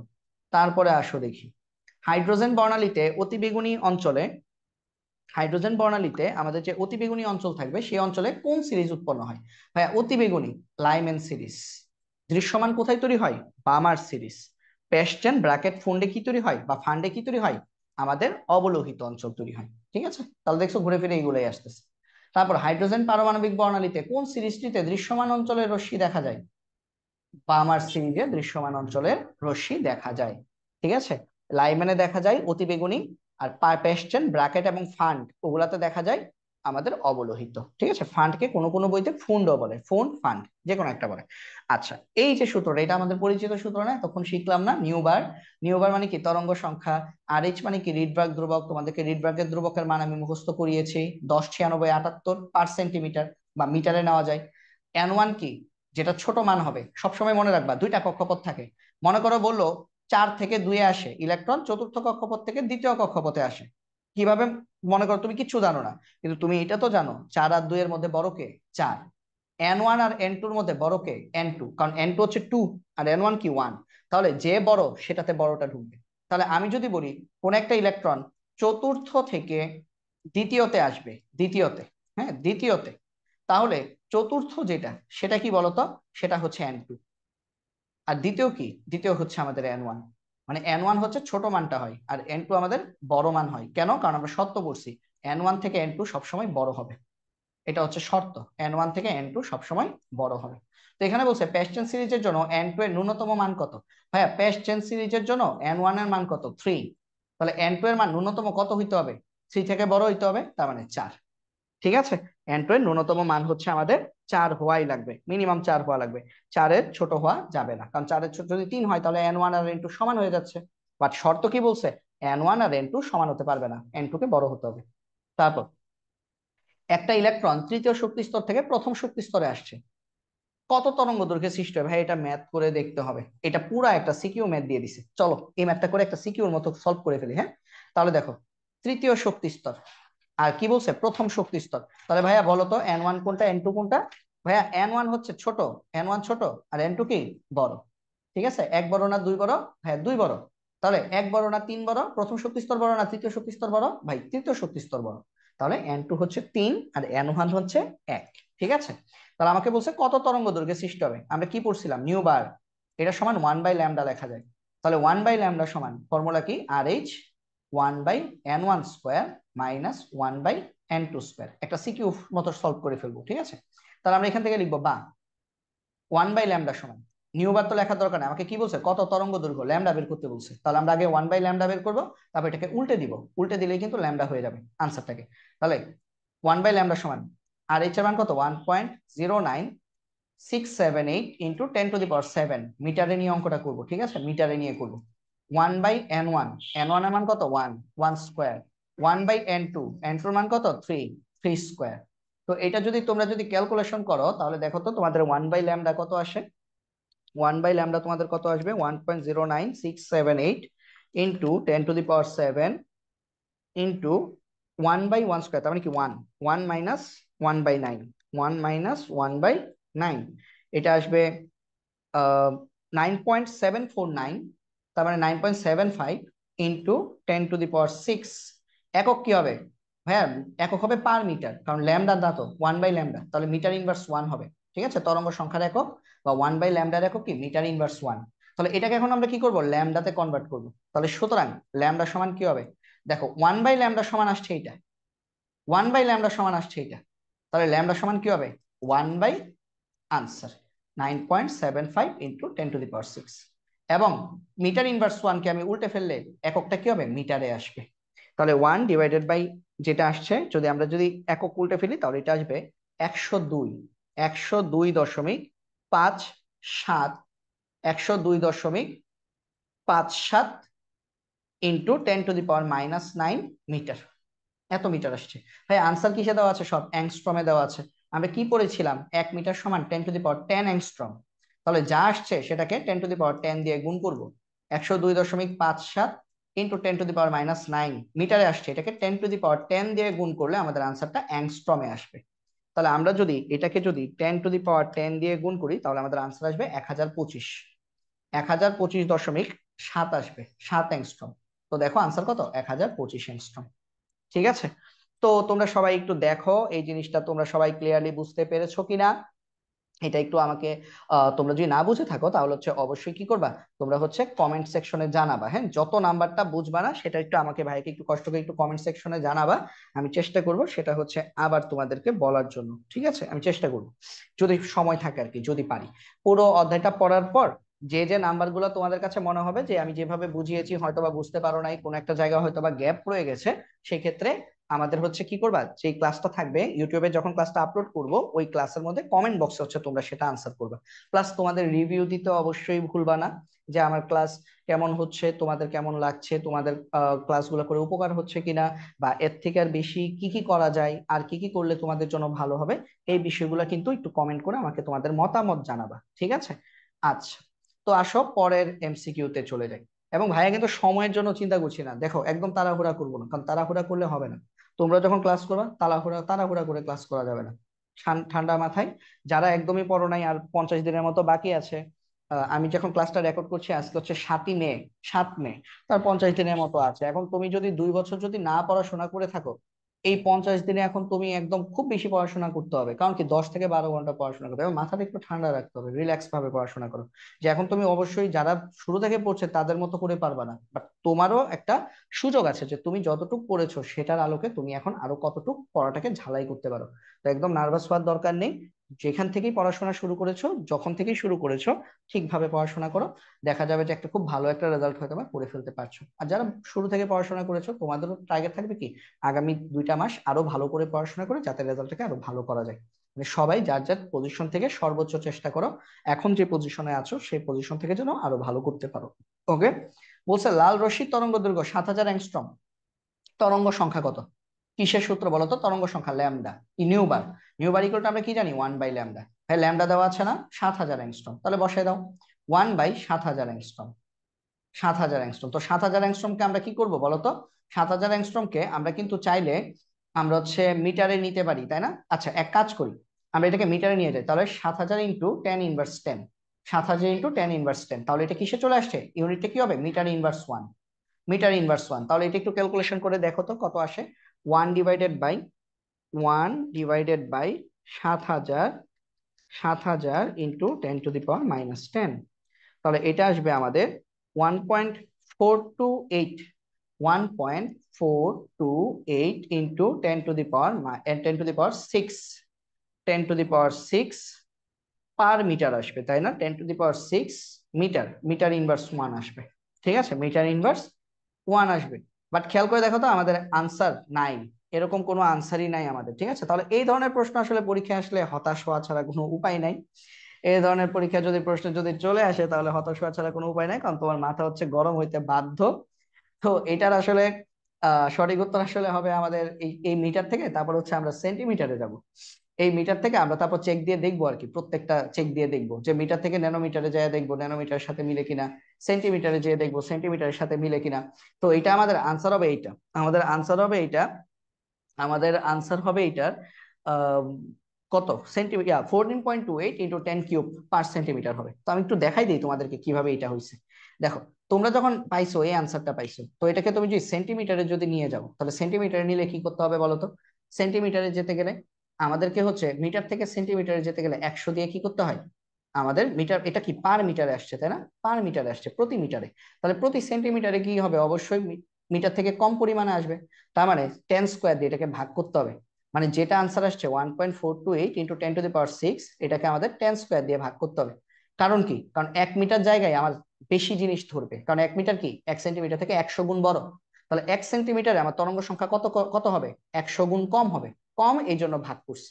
ঠিক আছে, অথবা 10⁻² দিয়ে গুণ করতে হবে, 10⁻² দিয়ে গুণ করতে হবে। যদি গুণ করো বা ভাগ করো, তাহলে এটা আসবে 1.428 ইন্টু 10⁴ আসবে পার সেন্টিমিটার, সেন্টিমিটার ইনভার্স 1। এখন দেখো, এখন এই দশমিকটাকে তুমি যদি 4-এর পরে নিয়ে যাও, তাহলে কি হবে 14.28। দশমিক তুমি যদি এক ঘর যদি পিছিয়ে দাও, তাহলে এখানে পাওয়ারটা 1 কমে যাবে, 10³ পার সেন্টিমিটার হবে। ওই হিসেবে আনসারটা আসছে 14.28 ইন্টু 10³ পার সেন্টিমিটার। তো আমি তোমাদেরকে বলবো আল্লাহ আল্লাহ করো এই ধরনের কোনো প্রশ্ন যাতে পরীক্ষায় না আসে, কারণ এই ধরনের পরীক্ষায় এই দেখো সিলেট বোর্ড 17-তে চলে আসছিল, কারণ এগুলো ইউনিট কনভার্সনের প্রশ্ন। তো তোমাদের পরীক্ষার সময় এটা যদি তোমরা আনসার করতেও পারো, এটা হচ্ছে তোমাদের অনেক লম্বা সময় নষ্ট করে ফেলবে। কেন? কারণ প্রত্যেকটাকে তোমার আলাদা আলাদা ভাবে ইউনিট কনভার্ট করে করে করে করে দেখতে হবে, তো সেই ক্ষেত্রে কিন্তু তোমার সময়টা কিন্তু অনেক বেশি নষ্ট হবে। ঠিক আছে, আচ্ছা। তো তারপরে আমরা যদি দেখি আমাদের পরবর্তী আমাদের প্রশ্নটা আমরা যদি দেখে ফেলি, ইলেকট্রোম্যাগনেটিক বর্ণালীতে নিচের কোনটি তরঙ্গ দৈর্ঘ্য সবচেয়ে বেশি? হ্যাঁ, টিভি রশ্মি থাকলে আর কোনো দিকে তাকাইও না, টিভি রশ্মির তরঙ্গ দৈর্ঘ্য সবচেয়ে বেশি পড়ছো, ঠিক আছে না?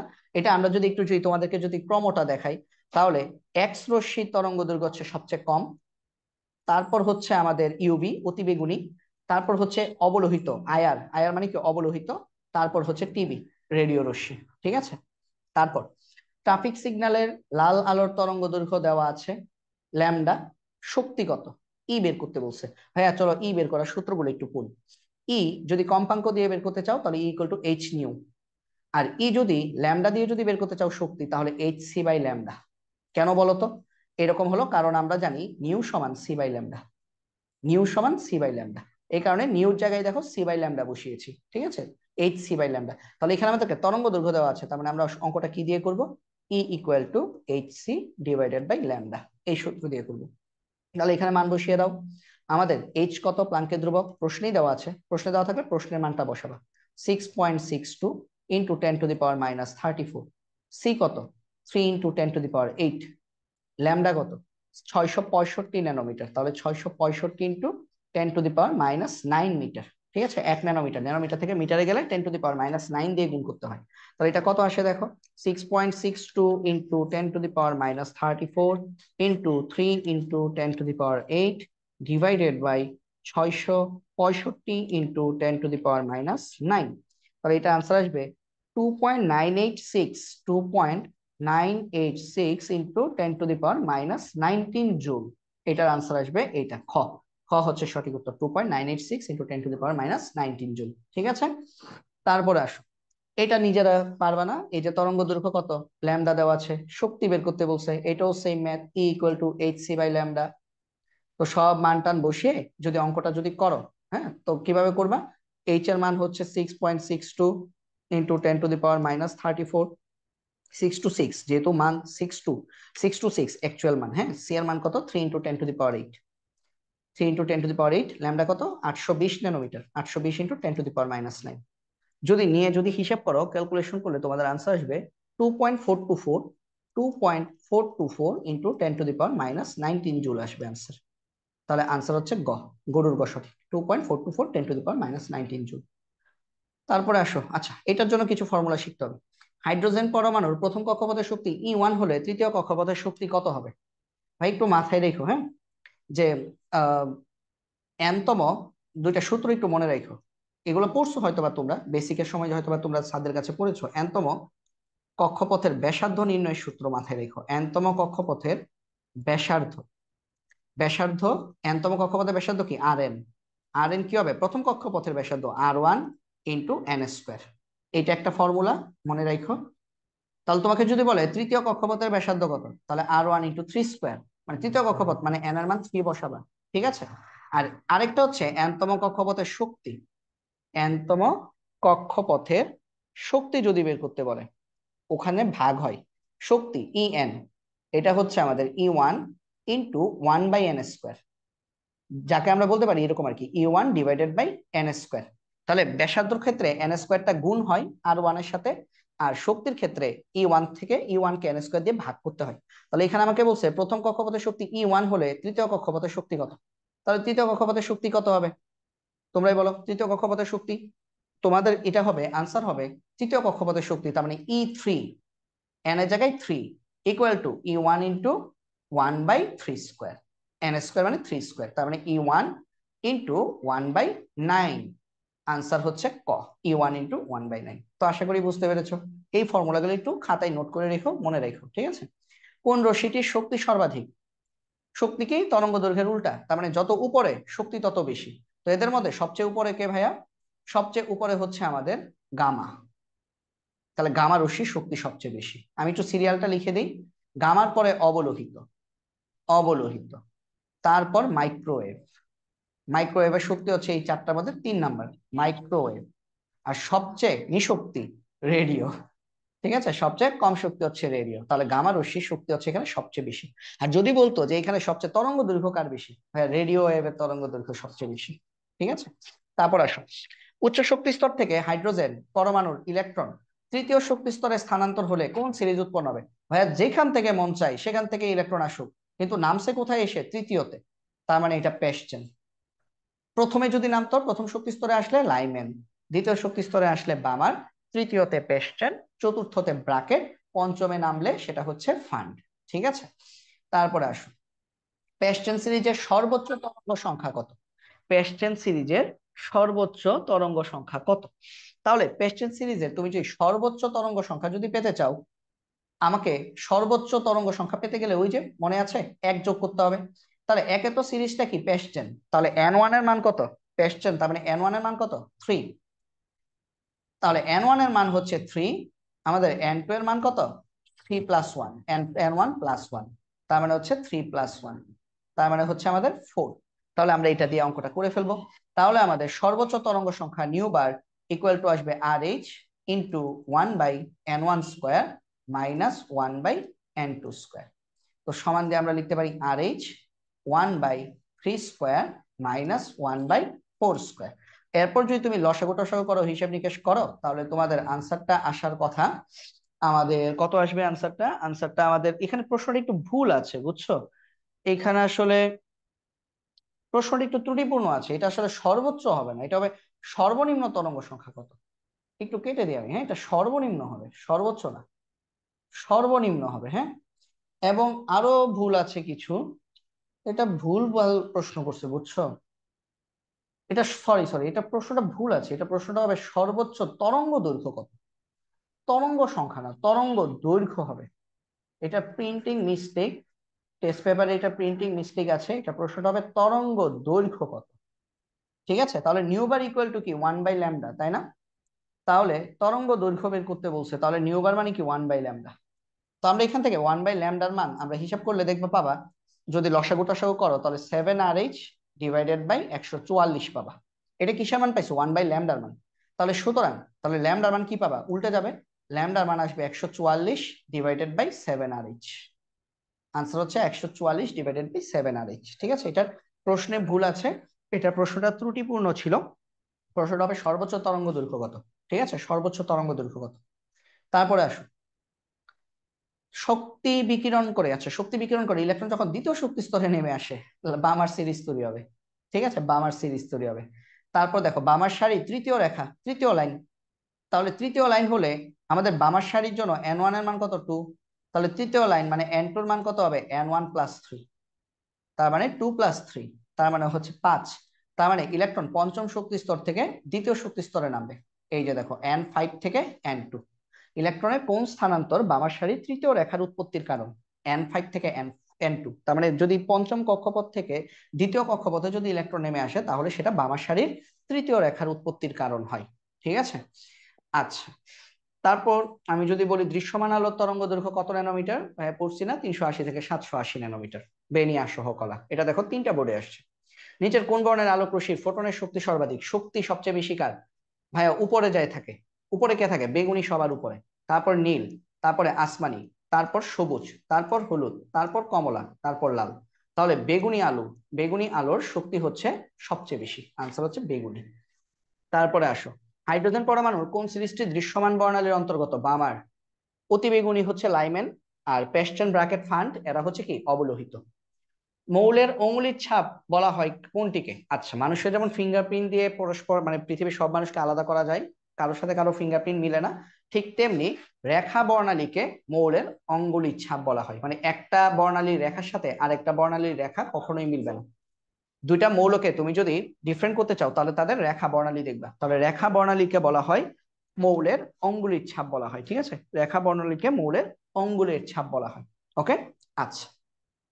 তো এর সাথে সাথে আমাদের কিন্তু বর্ণালী সিরিজ পড়া শেষ। বর্ণালী সিরিজ আমরা পড়ে শেষ করে ফেলছি, তো আলহামদুলিল্লাহ আমাদের কিন্তু প্রায় আমরা 106 নাম্বার স্লাইডে চলে আসছি। আমরা আজকে 75 নাম্বার স্লাইড থেকে শুরু করেছিলাম, তো আমরা মোর দেন 30 স্লাইড আমরা কিন্তু পড়ে ফেলছি।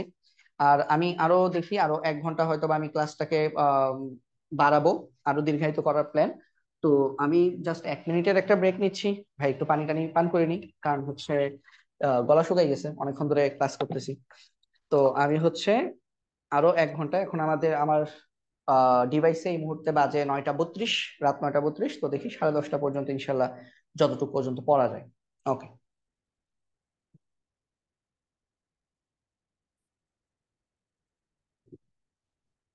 আলহামদুলিল্লাহ, ঠিক আছে। আমি কোন রকম একদম ফর্মালিটিস করছি না, ঠিক আছে, একদম ঘরোয়া পরিবেশে পড়াশোনা করছি।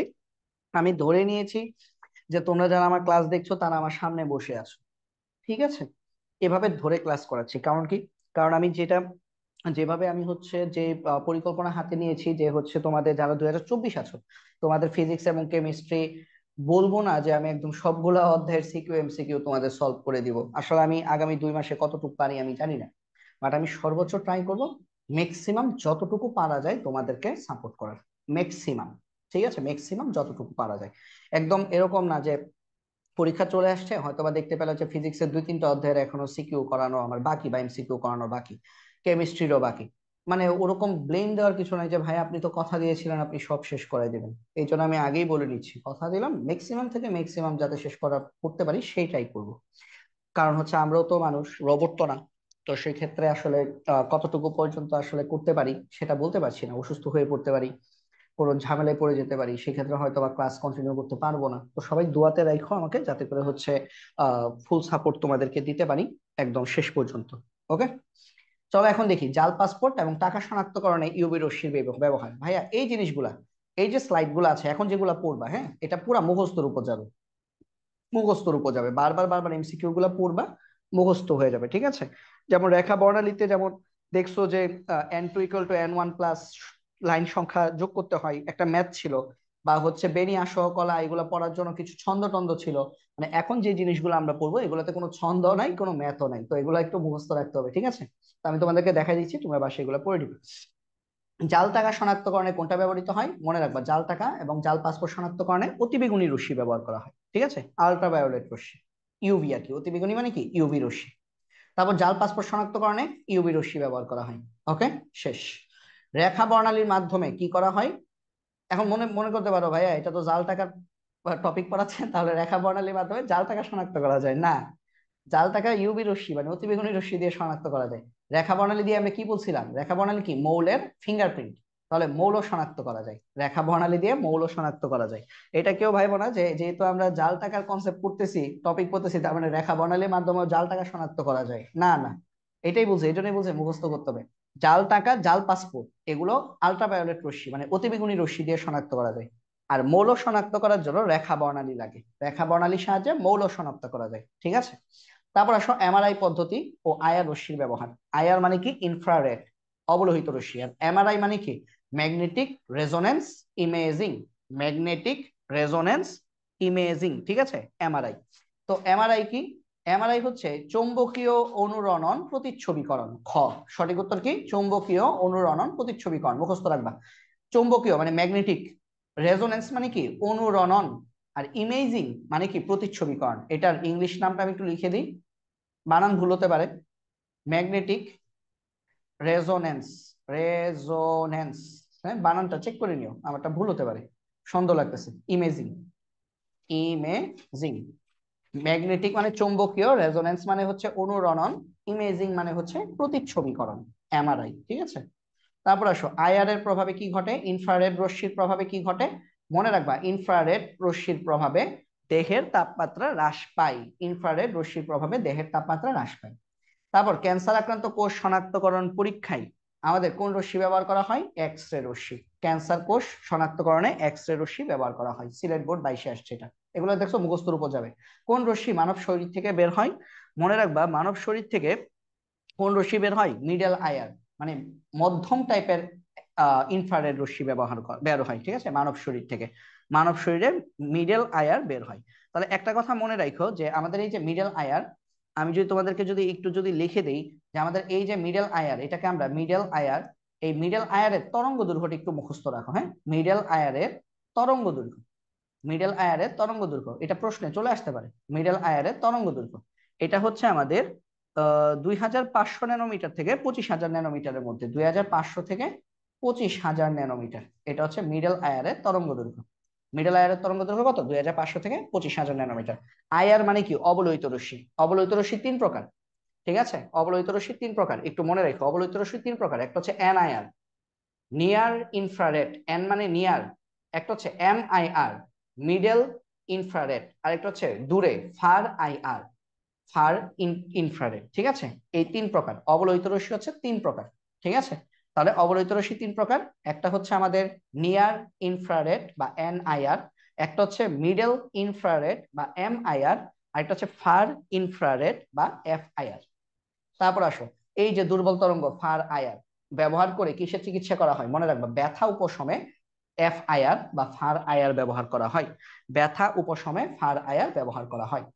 তারপরে আসো, বর্ণালীমিতিক বিশ্লেষণ কোনটি?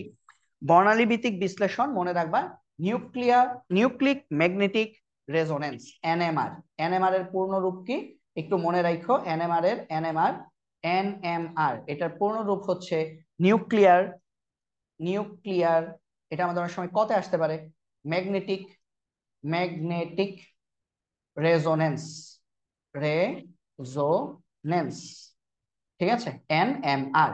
এনএমআর দিয়ে বর্ণালীমিতিক বিশ্লেষণ করা হয়। আর এনএমআর পদ্ধতি দিয়েই আমাদের এমআইআর মানে ম্যাগনেটিক রিজোনেন্স ইমেজিং করছো না, এমআরআই, এমআরআই, এমআরআই পড়লা না একটু আগে, যে ম্যাগনেটিক রিজোনেন্স ইমেজিং বা চৌম্বকীয় অনুরণন প্রতিচ্ছবিকরণ, ওই পদ্ধতিটা এই এনএমআর দিয়েই করা হয়। ওই ওই পরীক্ষাটা এনএমআর পদ্ধতিতেই করা হয়। জৈব যৌগে কার্বন ও হাইড্রোজেন শনাক্তকরণে আমরা কোনটা ব্যবহার করে থাকি? আইআর রশ্মি ব্যবহার করে থাকি। আইআর রশ্মি দিয়ে, ইনফ্রারেড রশ্মি দিয়ে আমরা জৈব যৌগে কার্বন ও হাইড্রোজেন শনাক্ত করে থাকি, ঠিক আছে। তারপর রক্তের হিমোগ্লোবিনে অক্সিজেনের পরিমাণ নির্ণয় করা যায় কিসের মাধ্যমে? এনআইআর, নিয়ার ইনফ্রারেড, ঠিক আছে, নিয়ার ইনফ্রারেড। আমরা তাহলে কি কি পড়লাম? এফআইআর মানে ফার ইনফ্রারেড দিয়ে কি করা হয়েছিল? ব্যথা উপশম করা হয়েছিল। তাহলে একটু লিখে দিই, দেখো, ফার আইআর এটা দিয়ে আমরা ব্যথা উপশম করেছিলাম, ব্যথা উপশম, ব্যথা উপশম, ব্যথা উপশম করার জন্য মানে ব্যথা কমানোর জন্য ফার আইআর ব্যবহার করা হয়। আর এই যে এনআইআর, এটা দিয়ে আমরা কি করি? এটা রক্তের হিমোগ্লোবিনে অক্সিজেনের পরিমাণ নির্ণয় করে। রক্তের হিমোগ্লোবিনে, হিমোগ্লোবিনে, হিমোগ্লোবিনে আমাদের অক্সিজেন এর পরিমাণ নির্ণয় করে থাকে, পরিমাণ পরিমাণ নির্ণয়ে আমরা NIR বা নিয়ার ইনফ্রারেড ব্যবহার করি। আর মিডল আইআর কি বলতো? মিডল আইআর কি পড়ছিলাম? মানব দেহে পড়ছিলাম, তাই না? মিডল আইআর মানব দেহ থেকে নির্গত হয়। এটা মানব দেহ থেকে নির্গত হয়, মানব দেহ থেকে নির্গত হয়। মিডল আইআর মানব দেহ থেকে নির্গত হয়, ঠিক আছে? তারপরে আসো, নিচের কোন নিউক্লিয়াসটি NMR সক্রিয়? মানে NMR সক্রিয় এইভাবে মনে রাখবা, হ্যাঁ? আমি এভাবে মনে রাখতাম যে এগুলোর মধ্যে যেখানে দেখবা যে বেজোড় সংখ্যা আছে সেটাই NMR সক্রিয়। তাহলে দেখো অক্সিজেনে 8-16, কার্বনে 6-12, সালফারে 16-32, হাইড্রোজেনে 1-1, হাইড্রোজেন হচ্ছে NMR সক্রিয়। এইভাবে মনে রাখাটা সহজ আর কি, যে বেজোড়টা হচ্ছে NMR সক্রিয়, ঠিক আছে? তাহলে এটা এইভাবে আমরা শর্টকাটে এইভাবে মনে রাখবো, NMR সক্রিয় কোনটা? বেজোড়, বিজোড় সংখ্যা, বিজোড় সংখ্যা যার, বিজোড় সংখ্যা যেটাতে থাকবে সেটাই আমাদের NMR সক্রিয় বা নিউক্লিয়ার ম্যাগনেটিক রেজোনেন্স সক্রিয়। NMR এর পূর্ণরূপ কি? Nuclear magnetic resonance. তো আমাদের এরই সাথে আমাদের শেষ হয়ে গেল আমাদের চিকিৎসা বিজ্ঞানে MRI পদ্ধতি দেখলাম এবং জাল টাকা জাল পাসপোর্ট শনাক্তকরণ দেখে ফেললাম, ঠিক আছে? এগুলো কিন্তু আমরা দেখে ফেললাম। তো এখন আমরা শিক্ষা পরীক্ষার মাধ্যমে বিভিন্ন ধাতবায়ন শনাক্তকরণ করব। তো এটা পড়ার আগে চলো আমরা কিছু জিনিস একটু দেখে নিই, কিছু জিনিস একটু আমি লিখে দিই। শিক্ষা পরীক্ষার মাধ্যমে ধাতবায়ন শনাক্ত করবা, ভালো কথা। তো কিভাবে পড়বা? ধাতবায়নের কালার দেখে দেখে তুমি শনাক্ত করবা। তো চলো দেখি শিক্ষা পরীক্ষায় কোন ধাতুটা, কোন আয়ন কিরকম রঙের দেখায়, চলো সেটা একটু লিখে ফেলি। শিক্ষা পরীক্ষায় কোন ধাতু কোন রঙের দেখায়, চলো দেখি। তো আমরা যদি দেখি, আমরা এইভাবে তাহলে এটাকে মনে রাখতে পারি। দেখো আমাদের,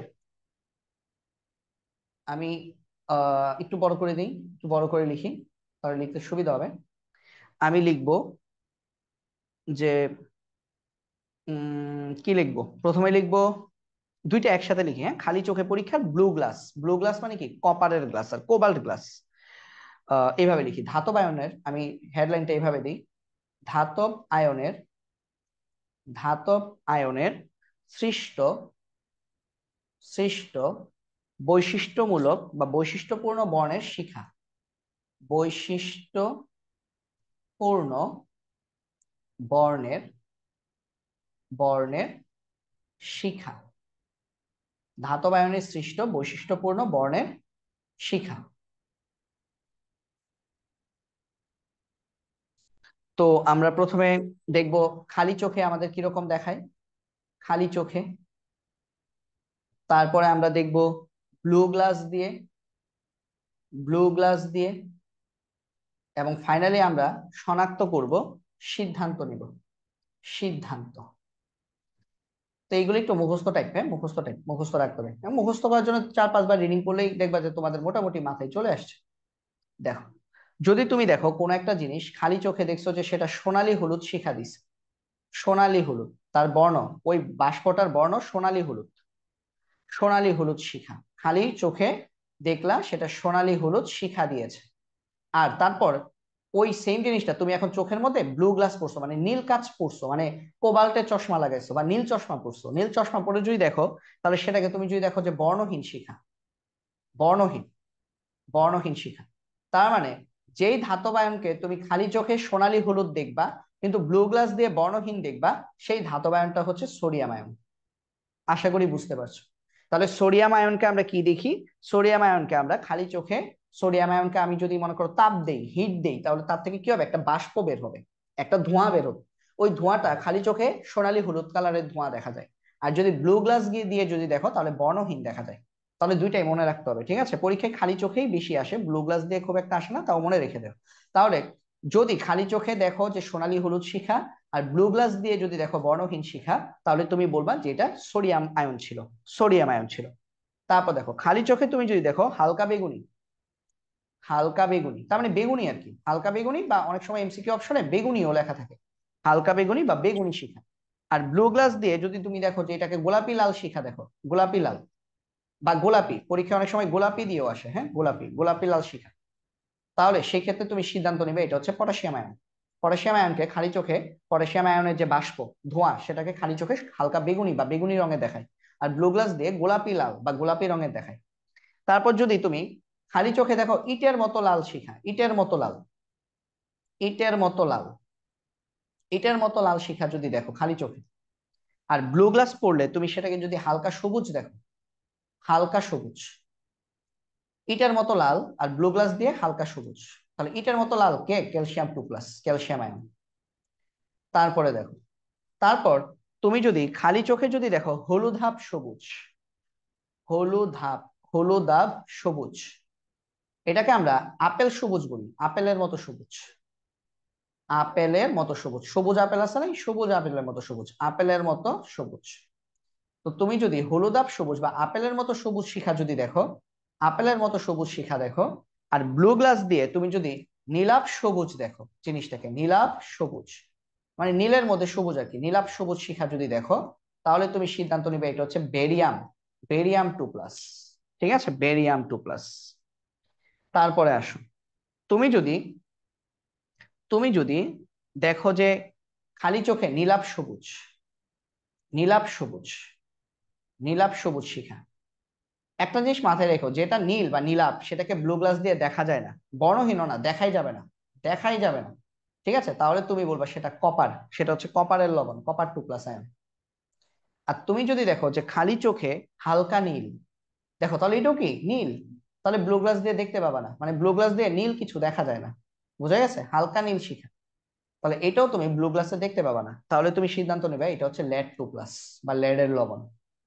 তো এই জিনিসগুলো হচ্ছে তোমাদেরকে একটু মনে রাখতে হবে, এই জিনিসগুলো একটু মনে রাখতে হবে। ঠিক আছে, তো আমি আরেকবার একটু রিভিউ করে দিই তোমাদের জন্য। দেখো, আমরা বললাম যদি আমরা খালি চোখে দেখতে পাই সোনালী হলুদ, আর ব্লু গ্লাসে যদি দেখি বর্ণহীন, তাহলে এটা হচ্ছে সোডিয়াম লবণ বা সোডিয়াম আয়ন। যদি খালি চোখে দেখি হালকা বেগুনি, আর ব্লু গ্লাস দিয়ে যদি দেখি গোলাপি লাল, তাহলে সেটা হচ্ছে পটাশিয়ামের আয়ন।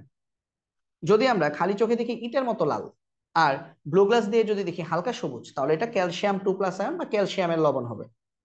যদি আমরা খালি চোখে হলুদাভ সবুজ বা আপেলের মতো সবুজ দেখি, আর ব্লু গ্লাস দিয়ে যদি আমরা নীলাভ সবুজ শিখা দেখি, তাহলে আমরা সিদ্ধান্ত নিব এটা বেরিয়াম 2+, বা বেরিয়ামের লবণ। যদি আমরা নীলাভ সবুজ শিখা দেখি, ব্লু গ্লাস দিয়ে যদি কিছুই যদি দেখতে না পাই, তাহলে আমরা বুঝবো সেটা হচ্ছে কপার 2+। আর যদি আমরা হালকা নীল শিখা দেখি, যেটা ব্লু গ্লাস দিয়ে দেখাই যাবে না, তাহলে আমরা সিদ্ধান্ত নিব সেটা হচ্ছে লেড 2+। ঠিক আছে, এর বাইরে আরো কিছু জিনিস একটু মনে রাখো, যেগুলো ব্লু গ্লাসের দরকার নাই, শুধু খালি চোখেরটা মনে রাখো। ঠিক আছে, খালি চোখেরটা মনে রাখো। যেমন তুমি যদি দেখো খালি চোখে উজ্জ্বল লাল দেখো, উজ্জ্বল লাল, উজ্জ্বল লাল শিখা যদি দেখতে পাও খালি চোখে, তাহলে বলবা এটা লিথিয়াম লবণ, লিথিয়াম, তাহলে এটা হচ্ছে কি লিথিয়াম আয়ন, লিথিয়ামের আয়ন। ঠিক আছে, লিথিয়াম। তারপর তারপর যদি তুমি যদি খালি চোখে যদি দেখো এটাকে লালচে বেগুনি, লালচে বেগুনি, লালচে বেগুনি, তাহলে এটা হচ্ছে রুবিডিয়াম। তাহলে খালি চোখে যদি উজ্জ্বল লাল দেখো, তাহলে লিথিয়াম প্লাস। খালি চোখে যদি লালচে বেগুনি দেখো, তাহলে রুবিডিয়াম প্লাস। এরা কি ক্ষার ধাতু, এই জন্য প্লাস লিখছি। এদেরকে মানে ব্লু গ্লাস দিয়ে দেখা যায় না, তো এদেরকে আমরা খালি চোখে দেখবো। তারপর খালি চোখে তুমি যদি দেখো নীল, একটা ছিল হালকা নীল, হালকা নীল হলে কি লেড, আর নীল হলে সেটা হচ্ছে সিজিয়াম। খালি চোখে যদি নীল দেখো, নীল ধোয়া, তাহলে সিজিয়াম। তারপর খালি চোখে তুমি যদি লাল টকটকে লাল দেখো, শুধু লাল না, একদম টকটকে লাল, মানে বেশি লাল, টকটকে লাল, তাহলে সেটা হচ্ছে স্ট্রনসিয়াম, স্ট্রনসিয়াম। আর খালি চোখে তোমরা যদি দেখো শুধু লাল, টকটকে না, জাস্ট লাল, তাহলে সেটা হচ্ছে আমাদের রেডিয়াম, রেডিয়াম।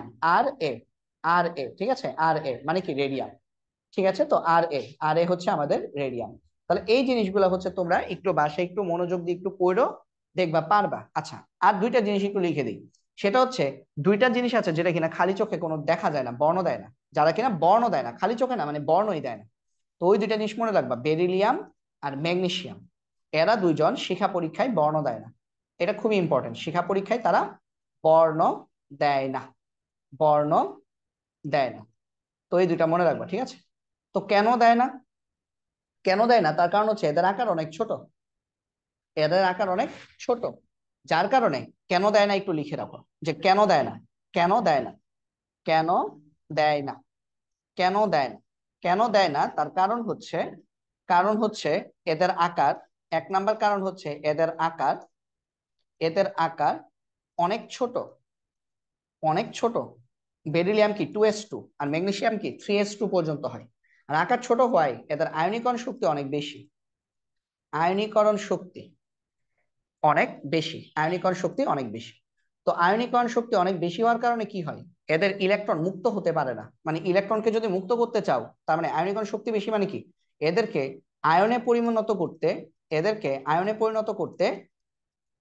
পরিণত করা যায় না বললেই চলে। মানে পরিণত করতে অনেক বেশি তাপ লাগে, ঠিক আছে? তাহলে এদেরকে আয়নে পরিণত করা যায় না।